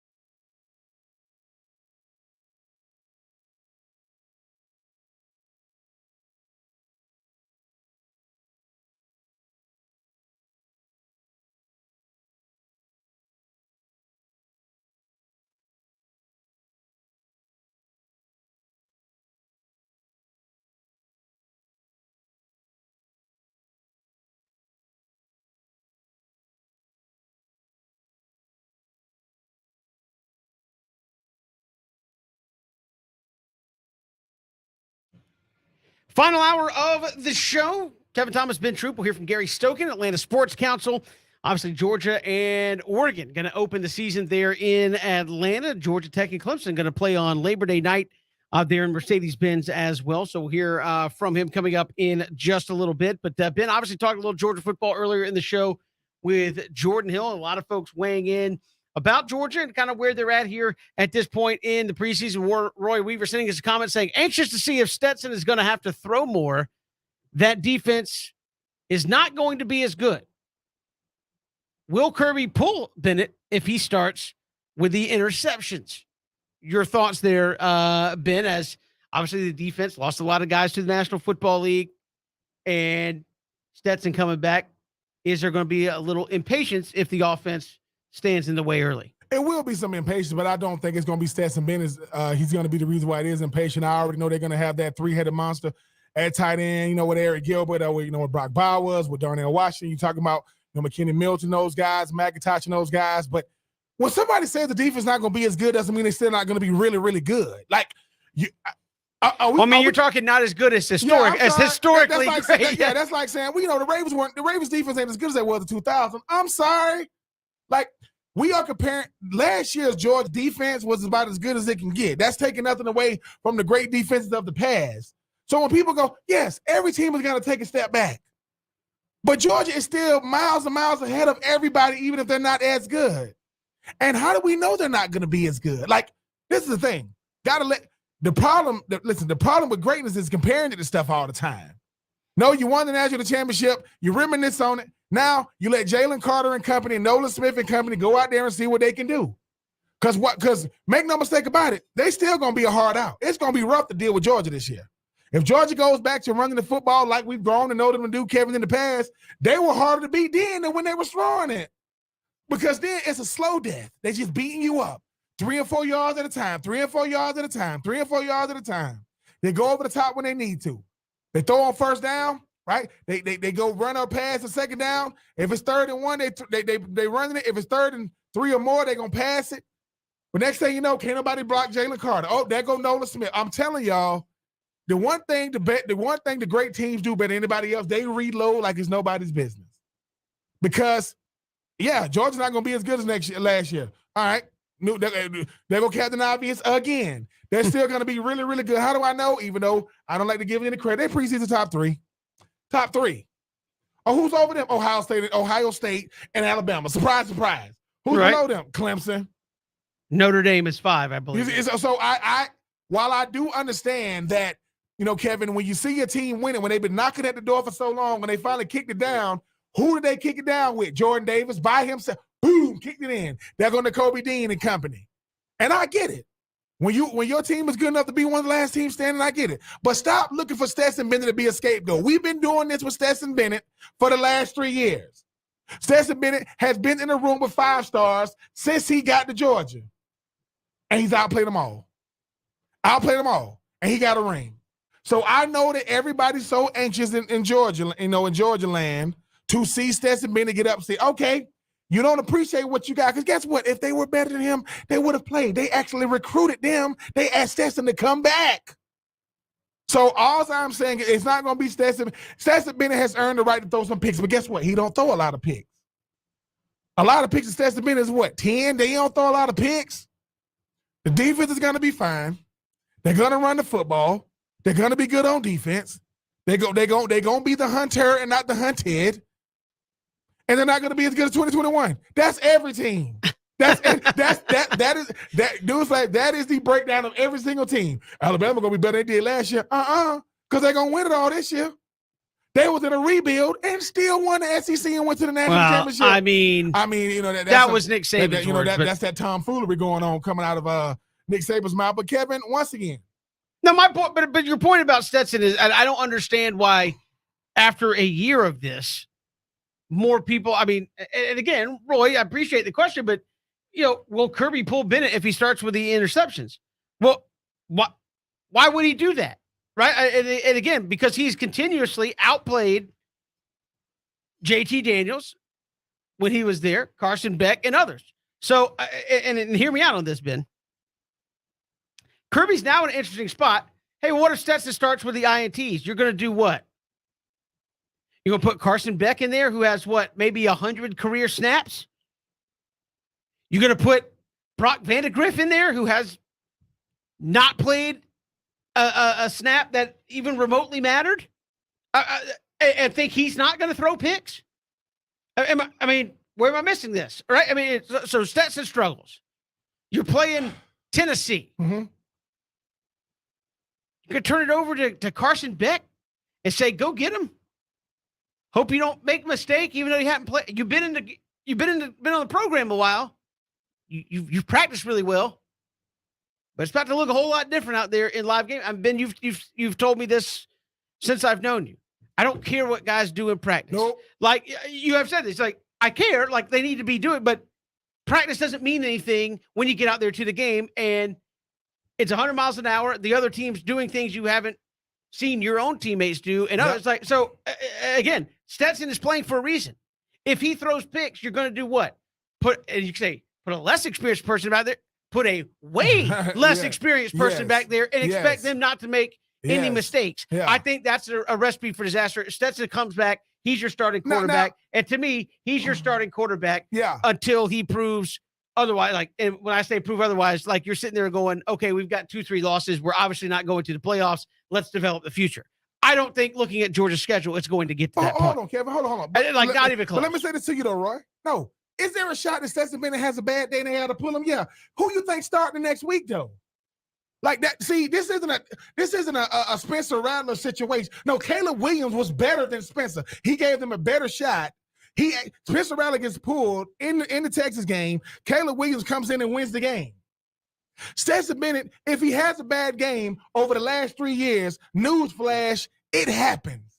You know who threw the most picks when they was coming out the year they won the national championship? Deshaun Watson. You know who threw a bunch of picks the year after they won the national championship? Jameis Winston. Like, it happens. Like, sometimes I get to show that I'm human.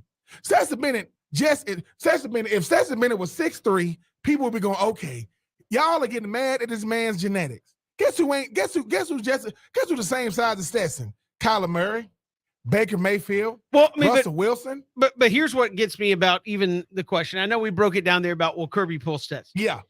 Here's the thing that even gets me about that is I don't even think that's where Georgia is best.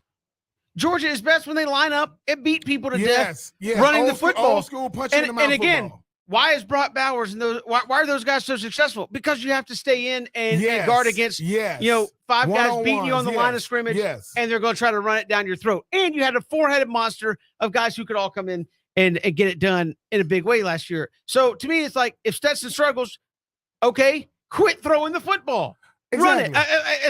Again, I say that kind of tongue in cheek, but it's like, hey, our plan was to throw it 25, 30 times today. Well, Stetson didn't have it. Okay, don't throw it so much. Run the ball, and you'll probably still beat a lot of people. Why? Because you have a dynamic group of running backs who can come in and do a number of different things, and you can stay fresh, you can stay healthy, and you can wear teams down. And it's a recipe for success as long as football has been played. Ben, again, say what you want about, run the football is boring. It still wins.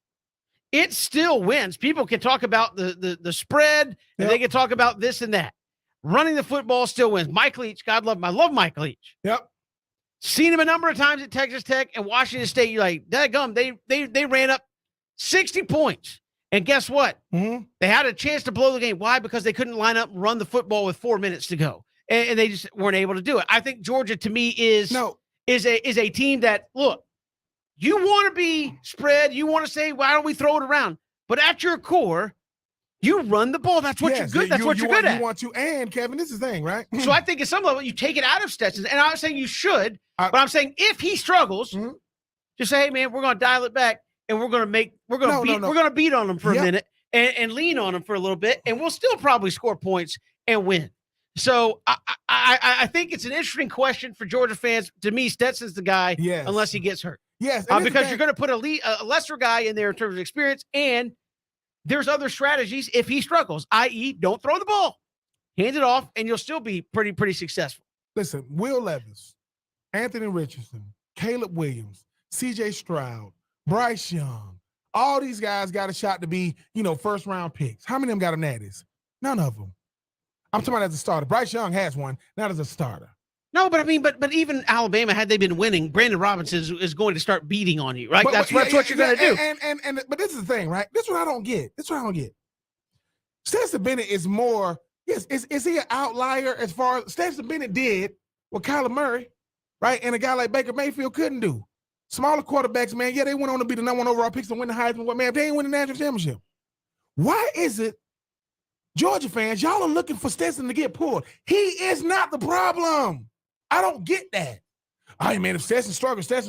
Where's JT Daniels? On team number 3. He's in West Virginia talking about, hey, Mountaineer, let's ride. Trying to sound like Russell. Get out of here with the trash. I'm serious. Like, think about that. So I don't get the Stetson Bennett slander, because he is a one of one, right? David Green, DJ Shockley, Jake Fromm, Matthew Stafford. Buck Bellew, Stetson Bennett. That's the resume. That's it. That's all it needs to be, yeah. Yeah, so all I'm saying is, if Stetson does have a bad game, let me tell you, I'm going to say this. The worst thing that can happen is Stetson get hurt. And I'm praying that it don't happen.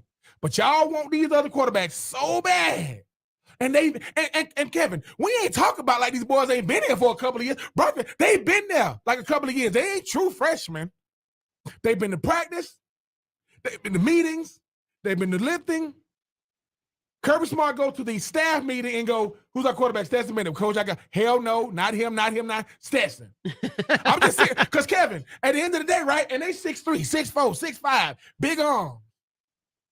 And they watch Stetson every day. The mailman has been delivering since he got there, either through durability, availability, accountability, and now he got that ring. And guess what? He got the new haircut. I've seen the new cut. You know what I'm saying? I just think that certain times, Kevin, certain guys, they just looking for a reason to get rid of him, and I give you every reason to show you, hey, man, I'm the best player. I let my play do the talking. I'm sure if you were to inject truth serum into a lot of people around Georgia, you would say, yeah, we're surprised Stetson came back. Natty, go out on top. And I don't know how many people expected that. I think a lot of people said, well, it's either going to be JT Daniels or it'll be Carson Beck, or they'll just roll the dice and put, Brock Vandagriff out there and say, we're going with you, young pup, and let's see what happens and continue your development. But that's not what happened. Stetson said, hey, no, I want to run it back. No, I'm saying this. Well, I'm not saying he was wrong. I'm saying, but in the back of their minds, did Stetson kind of mess up some of the plans when he's like, oh, we don't think he's coming back. But he's coming back. But now that he is back, again, I can't think of another program. As you said, can't think of another program in America where you win the national championship and people are saying, how long is this guy going to be our quarterback when he just won for you? Yes. And not only did he do that, Kevin, listen, they go into the season last year. They're looking at this defense. Dan Lanning and them are saying, hey, man, this is the team. Because we got a defense, right? They saying, hey, man, you think Stetson get us there? Because make no mistake about it. Now, this time last year, JT Daniels, I get it. 5-star coming over from USC, I get it, right? He got the stars next to his name, right? Mm-hmm. Problem is, he hurt all the time. So it's Stetson. Here it is. Hey, man, Stetson's starting to win, man. Hey, we winning every game. Hey, game after game after game after game after game after game. Hey, man, we going into the SEC championship game undefeated. Alabama had a day that game. Boom, right? Yep. Mechie, Bryce Young, you know what I'm saying? Jameson Williams, I get it. He bounced back. He got Michigan, beat the brakes off of Michigan. You know they were going to beat Michigan. Now they're back in the natty again against Alabama. They get the rematch. I know people say, oh, man, it's hard to beat a team twice. Alabama do it all the time. Don't give me that nonsense. And he got it done. There go Brock Vanderbilt. There go all of them. There go Carson Beck watching. If he was not – think about this. You had a 5-star you wanted and a walk-on as the backup. You had 5 stars backing them up. You could have pushed them. If they would have pushed those guys over Stetson, we would have lived with it. But they weren't better than him. Bottom line, they weren't ready. Because, Kevin, like you say, hey, man, batting practice ain't the game, bro. I'm just saying, like the game is, hey, man, they coming at me. What you mean? Bro, they coming at me fast, too. Can you improvise? not only could I improvise, I had a bad first half, and I didn't get pulled, and I won in the second half in the national championship. Because when Tua won his first, it's because he only played one half to win his. Because when he played the full game, they got the brakes put off him by Clemson. That happened the next year. I'm not saying it was his fault. I'm just saying, so for everybody that wants Stetson Bennett to be gone, what would your team look like? I guarantee people say JT Daniels could have won it. BS. I don't think JT Daniels could have won it, because at the end of the day, Kevin, game experience is the only experience that matters.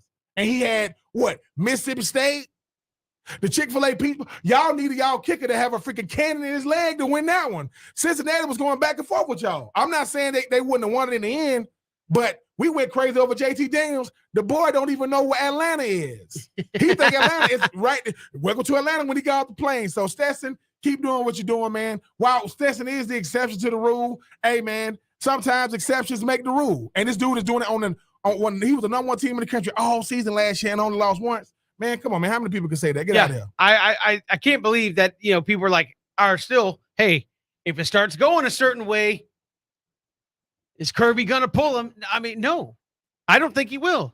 I think you change the game plan and say, hey, he's not having a good game. Let's run the ball and lean on people, because Georgia at their core still is a running football team. We got more to come. Here it is, 3 and Out all across the Southern Pigskin Radio Network. Gary Stokan going to join us. We'll hear from him coming up on the show as well. Georgia and Oregon in Mercedes-Benz on that opening Saturday. Then Georgia Tech Clemson going to be there on Labor Day night. So a big opening weekend there in Atlanta. It's 3 and Out. Hit us up on Twitter at Pigskin Radio.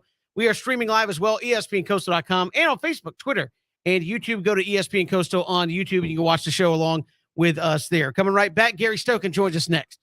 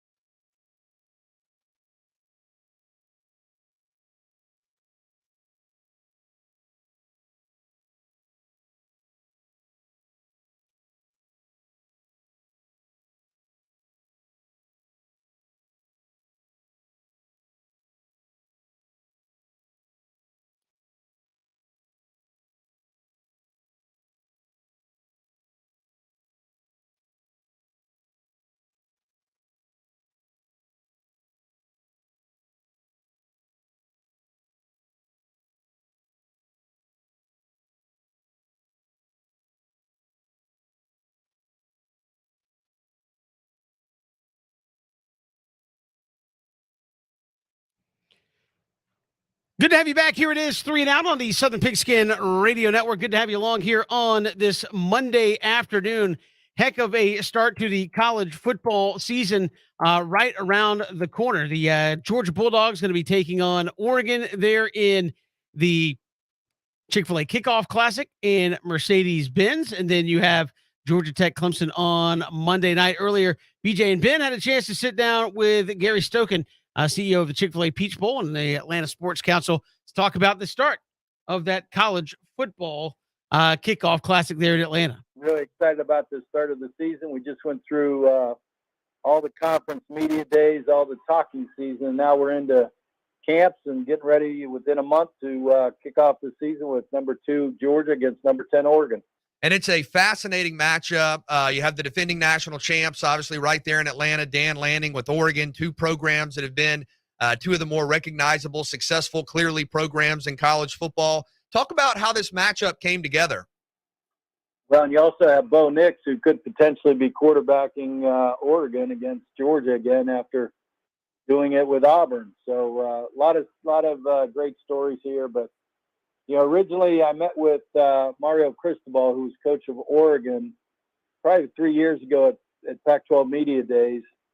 And I said, look, we've got Georgia and Kirby coming into play in 2022 in our Chick-fil-A kickoff game. How would you like to play them? And he said, oh, man, we'll be ready by then. I'd love to play Kirby. And Mario knew from being on Alabama staff with Nick Saban and Kirby Smart how much the kickoff games really mean to getting a team ready and how the impact they could have on a team with the CFP.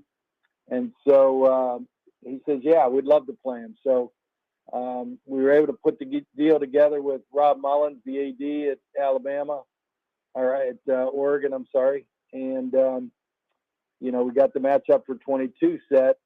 And then Mario gets the Miami job.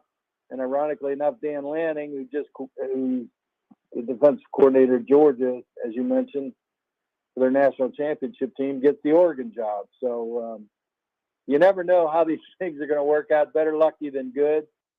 So we're lucky that we've got this matchup. And Phil Steele has Oregon ranked 10th and Georgia's 2nd. So it's a top 10 matchup. Gary, talk about the relationship you have with a guy like Kirby Smart. Obviously, Georgia is one of the premier programs in the country coming off a national championship, but to have the head coaches coming to you, he's calling your phone saying, hey, and Gary, listen, we would love to be a part of, the kickoff, and having a guy like that who's understands that coordination in this business is just as big as anything else. Well, Kirby's the only person who has played in a Chick-fil-A Peach Bowl, coached the Chick-fil-A Peach Bowl, and coached the Chick-fil-A kickoff game, and played in our Chick-fil-A Peach Bowl Challenge golf tournament. So we've got a great relationship with Kirby. It goes back to when Kirby was an assistant at Alabama. I'd always go over and see Nick Saban. But I made sure I stopped by to see Kirby because not only is he a great guy, great personality, but I respected his work as defensive coordinator at Alabama. And knew in the future he would be a head coach somewhere. Didn't know if it would be Georgia or where, but maintained a good relationship with him. And then when he got the Georgia job, he told me, he says, Gary, I will play in as many Chick-fil-A kickoff games as you'll have us. So we scheduled them in 20, 22, and 24. 24 will be against Clemson. 22 we know this year against Oregon. And 20 we had them against Virginia, but it got canceled because of COVID. And ironically enough, in 16, a game already scheduled with North Carolina in our Chick-fil-A kickoff game was Kirby's first game as a head coach of Georgia, which they won. So really close relationship with Kirby and all that he's meant at the University of Georgia. So we're looking forward to hosting them in this year and also 24. And I know that they'd like to play in Atlanta 3 times this year. Once in our Chick-fil-A kickoff game, once in our Chick-fil-A Peach Bowl in December 31st because we have the semifinal game, and then obviously in the SEC championship earlier in December. No doubt. As we're chatting with Gary Stokan, the Peach Bowl president and CEO, the Chick-fil-A kickoff game coming up, Georgia and Oregon, the defending national champions, opening the season there in Atlanta. And look, we're in an era of the playoff where big games matter. These matchups are more important than ever. The Chick-fil-A kickoff game, the nation's longest running kickoff game, by the way, and has helped kind of reshape the era of college football we're in with these big games. How important are these neutral site games, these early season games like what you guys have to college football in the sport today?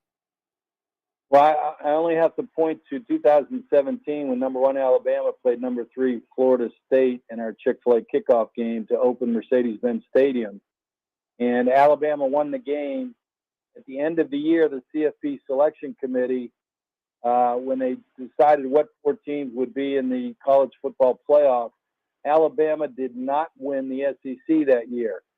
However, Alabama, because they'd beaten Florida State in a big neutral game, got into the playoff at number 4 and wound up winning the national championship. So, this game is huge for Georgia because if they were to beat Oregon and Oregon, let's say, goes on to win the Pac-12, and if Georgia were not to win the SEC but have a great season and win the East, it very easily could propel them into the playoff.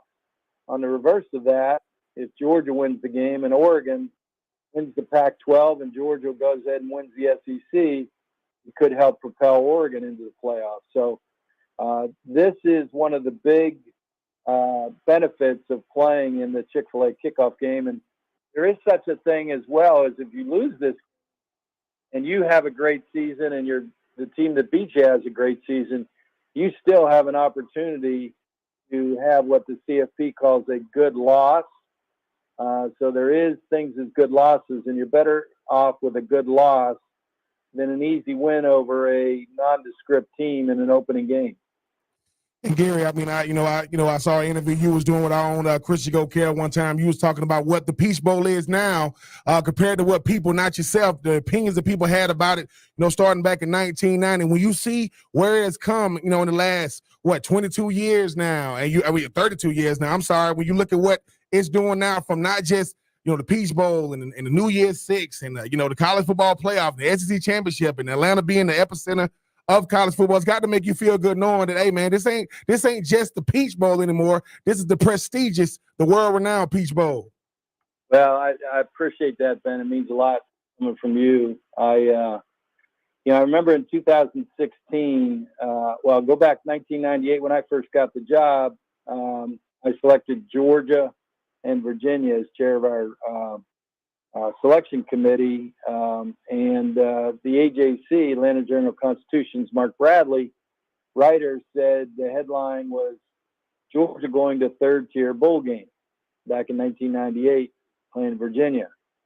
So fast forward to 2016, we were hosting number 1 Alabama against number 4 Washington in the semifinal of the CFP. And when I did the press conference, there's probably, 100 people there. And Mark Bradley was in the third row. I looked right in the third row, right at Mark Bradley, and I said, yeah, not bad for the old Peach Bowl that was a third-tier bowl game hosting number 1 against number 4. So, yeah, we've come a long way, and we've done it with a lot of great support, corporate support in Atlanta by people like Chick-fil-A and Delta and Home Depot and Kia, as well as having the best staff in the bowl business and just fantastic volunteers. So, we're very blessed to be in Atlanta. A lot of people have called it the capital of college football now that we're part of the New Year's Six, hosting semifinals, hosting national championship games, hosting the big Chick-fil-A kickoff games, having the College Football Hall of Fame here, and having the SEC championship. So a lot of people worked very hard, but very smart and very strategically to position Atlanta and position the old Peach Bowl in the place we are right now. Gary Stokan here with us, 3 and Out on the Southern Pigskin Radio Network. BJ Bennett, Ben Troop, and Gary, finally, obviously just a ton going on when you think about the Chick-fil-A kickoff game and Georgia and Oregon. But fan activities, you're talking about Tailgate Town, you're talking about the team walks, football in the pregame atmosphere. Tell folks all that's going to be going on game day. Yeah, we're going to start the week off on Thursday with a National Down Syndrome dinner where we're going to honor Georgia, Georgia Tech, Oregon, and Clemson, the 4 teams playing our Chick-fil-A kickoff games, for their incredible work they do with disabled individuals. They have curriculums at their school, and so we're going to honor those 4 schools. We'll sponsor that and make a donation of $50,000 to the National Down Syndrome Consortium. Then on Friday, we've got a VIP reception. And then on Saturday, we've got our team walks, and we've got Tailgate Town, where we'll have all kinds of sponsor activation. We'll have a big screen up for people to watch the games prior to our game. And then our team walks will take place approximately 2 hours before the game as the teams walk into Mercedes-Benz Stadium. And then we'll kick off on Saturday at 3:30. On Sunday, we've got our kickoff game Football Fest, where we'll close Marietta Street and have all kind of activities and activation outside of the College Football Hall of Fame, as well as Hall of Famers in the Hall of Fame to interact with the fans. And then on Monday, we'll kick off the ACC season with number 5 Clemson against Georgia Tech on ESPN in primetime at 8 o'clock in Mercedes-Benz Stadium. Wonderful to hear. Gary Stokan, our guest, kind enough to join us here on 3 and Out. Gary, thanks so much for the time. Congratulations on all your success, and we'll see you soon. College football is right around the corner. Well, Ben and BJ, thanks for having us. Come visit us in Atlanta. We look forward to hosting you. Thanks so much. That's Gary Stokan, President and CEO of the Peach Bowl, here on 3 and Out. We'll come back with more all across the Southern Pigskin Radio Network.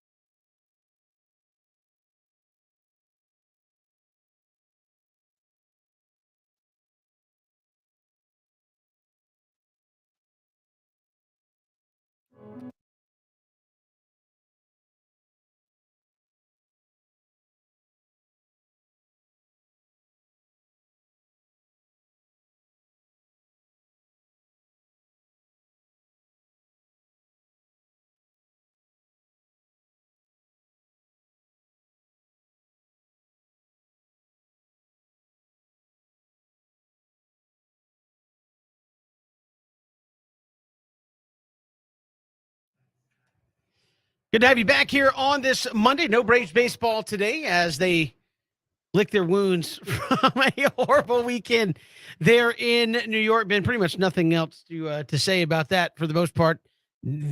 Just all bad, all the way around. We'll get to that coming up in just a little bit. But just heard from Gary Stokan, Georgia and Oregon going to start this thing off in Atlanta, Ben, and so many storylines. You know, Dan Lanning. People forget about Bo Nix is going to be most likely the starting quarterback. And remember, Bo Nix kind of got his.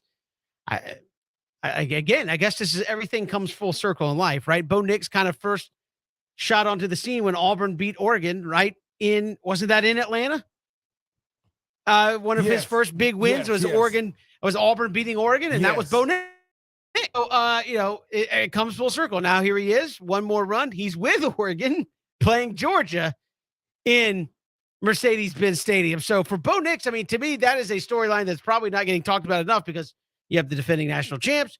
Dan Lanning goes over. How quickly can he get his team up to play a Georgia team? And I kind of feel about this Georgia team, Ben, the way people said about Alabama. If you're going to get Alabama, last year was a good time to do it. If you're going to get Georgia, to me, the first month of the season might be if you're not an Alabama or someone like that, if you're just Joe college football team, your best chance to get Georgia might be that first part of the season.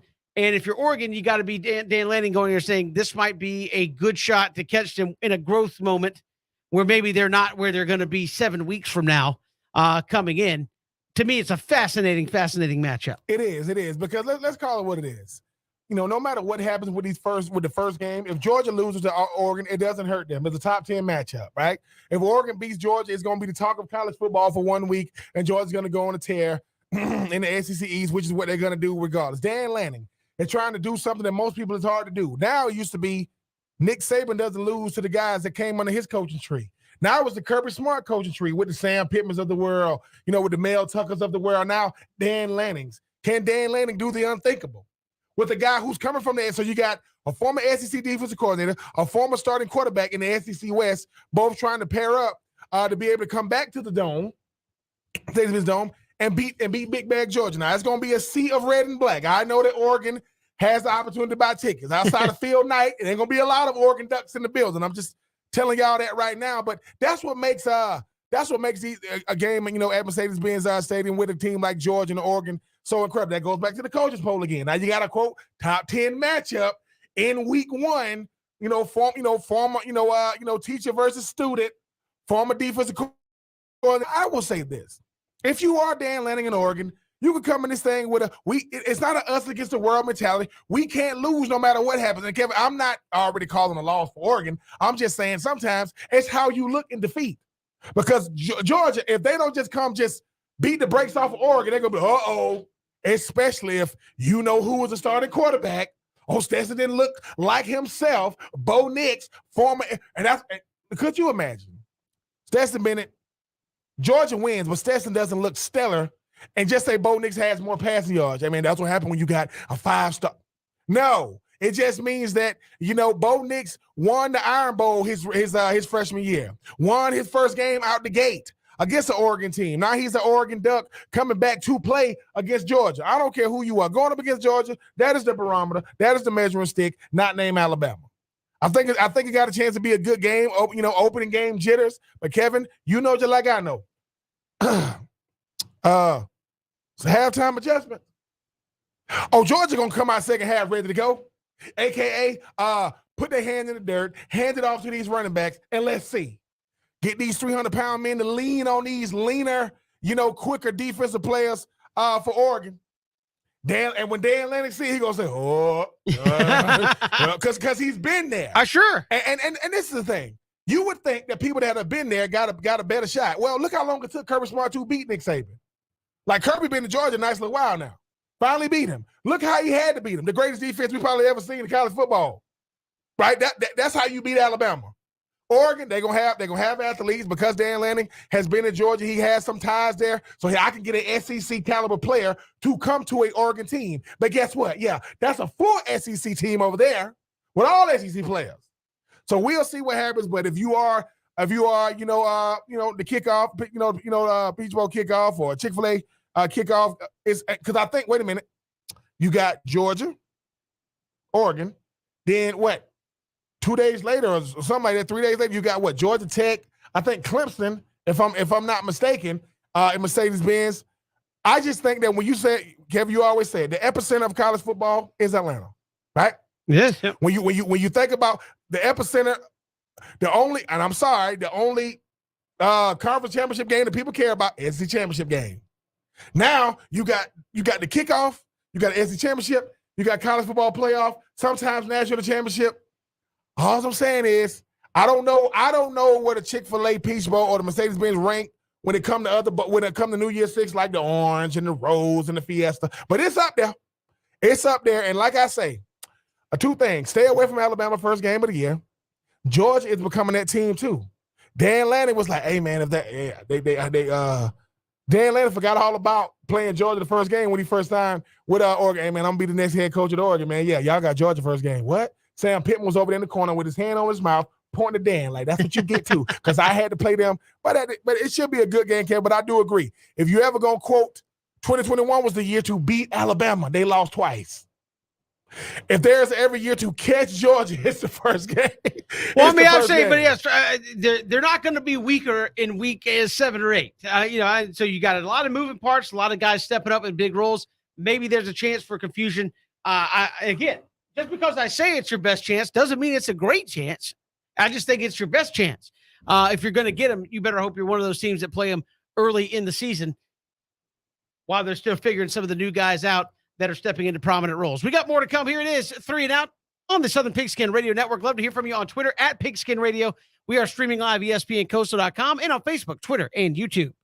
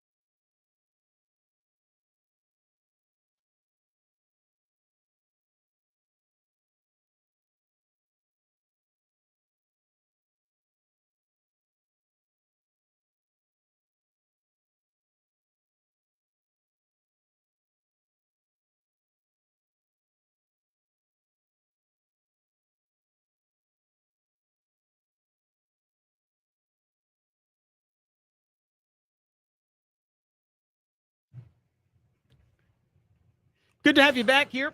It is 3 and Out on the Southern Pigskin Radio Network. No Braves tonight. They are licking their wounds, Ben. A tough weekend in New York against the Mets. And as you see here on Monday, yeah, I came on the show. I'll own up to it. I thought the Braves were going to play better. They did not. I give the Mets a lot of credit for that because the Braves played awful. As you said, even in the game they won, they were up 8-0, and you had to kind of ride it out a minute to see if they were going to close it out. Can they win the division? I think they can, but it's really perilous at this point. You got to perform really well head-to-head against the Mets from here on out. The Mets are really good. Does that mean the playoffs are done for the Braves? No. I think, to me, Ben, it's a good wake-up call for this Braves team because from June into July, they had a 14-game winning streak. They were winning on the whole Braves meme of the Braves never lose kind of got started. And then you got to the reality check of this is the most important series of the season on the road, and you won 1 of 5. Kind of a chance to sit back and reset and see where you go from here if you're Atlanta, because you didn't play well in a lot of aspects of the game. Yeah, Kevin. And the thing is, give credit when credit is due. The Mets understand the task at hand. That it's almost like the Braves have given a blueprint of how to win this division. You got to place a lot of distance between you and the Braves, and hopefully they can catch you. And then when you play them head to head, put more distance in between you and them, because the Mets understand that, hey, the Nats, well, as of recent, they won a World Series. Phillies, they got a star-studded roster. But even I think that I saw a stat since 2000, and obviously that's 22 years, but since 2000, every team in the East except the Mets has won a World Series. So the Phillies have, the Marlins have, the Braves have, the Nationals have, the Mets have not. And they got, listen, that's got the way on you go to Mets. Number one, you are in New York with, the evil empire. That's so you true, got to yeah. deal with that all the time. But then you deal with the fact that, look, man, hey, not only are we battling for respectability in our state, we the only team that hasn't won no World Series. So if you are the Mets, Kevin, like I said, I mean, you're doing all you can to keep You're doing all you can to keep distance between you and the Braves, understanding that the Mets, if the Mets showing you anything when it comes to the Braves, is, hey man, the playoffs, they different though. What do you mean? Oh, as good as they are in the regular season, they know in the series though, those guys got not only postseason experience, they got World Series winning experience. Because the last time the Mets was in the World Series against the Royals didn't go that well, right? So I think if you are the Mets, it's kudos to what they're doing with DeGrom and Scherzer and company. They get it up. Pete Alonso is about as dangerous as it gets at the plate. Sure. You get that dude anything. Now, great home run rob by Ronald Acuna Jr. And great to see Ronald Acuna getting back to who he is. Hopefully he can, because we're going to need Ronald Acuna Jr. to be himself down the stretch. But the Mets got the best of the Braves. The last couple of, the last 2 series that they played each other. They got a series coming up here soon, Kevin. But as far as like 1 week and good riddance, I'm happy to get that over with. That was hard to watch because the game, like you mentioned, the Braves was up 8-0. They scratched the claw to win that one. The other 4, it was kind of over from the start. I mean, errors and guys being outside of themselves. And Marcell Ozuna, may God help you, sir. What do you be doing? Yeah, I don't know. Yeah, I think most fans are saying, can we just eat the salary at this point? Like, it's hard to watch. It's hard to watch. He can't play in the field, and really at the plate, it's been a roller coaster ride of epic proportions. Yeah, as well. So we'll see what Brian Snitker and company have to do there. You just can't even afford to put him in the field at this point. Moving forward, we've got so much to get to coming up throughout this week. Braves and Red Sox this week, a 4-gamer with the Marlins. So a chance to try to find some winning ways as they move along. And of course, college football is in full ramp up towards the start of the season. If you missed any of the show, ESPNCoastal.com, go to our YouTube channel, ESPN Coastal on YouTube, and catch the podcast version of the show. See you tomorrow, 3 and Out.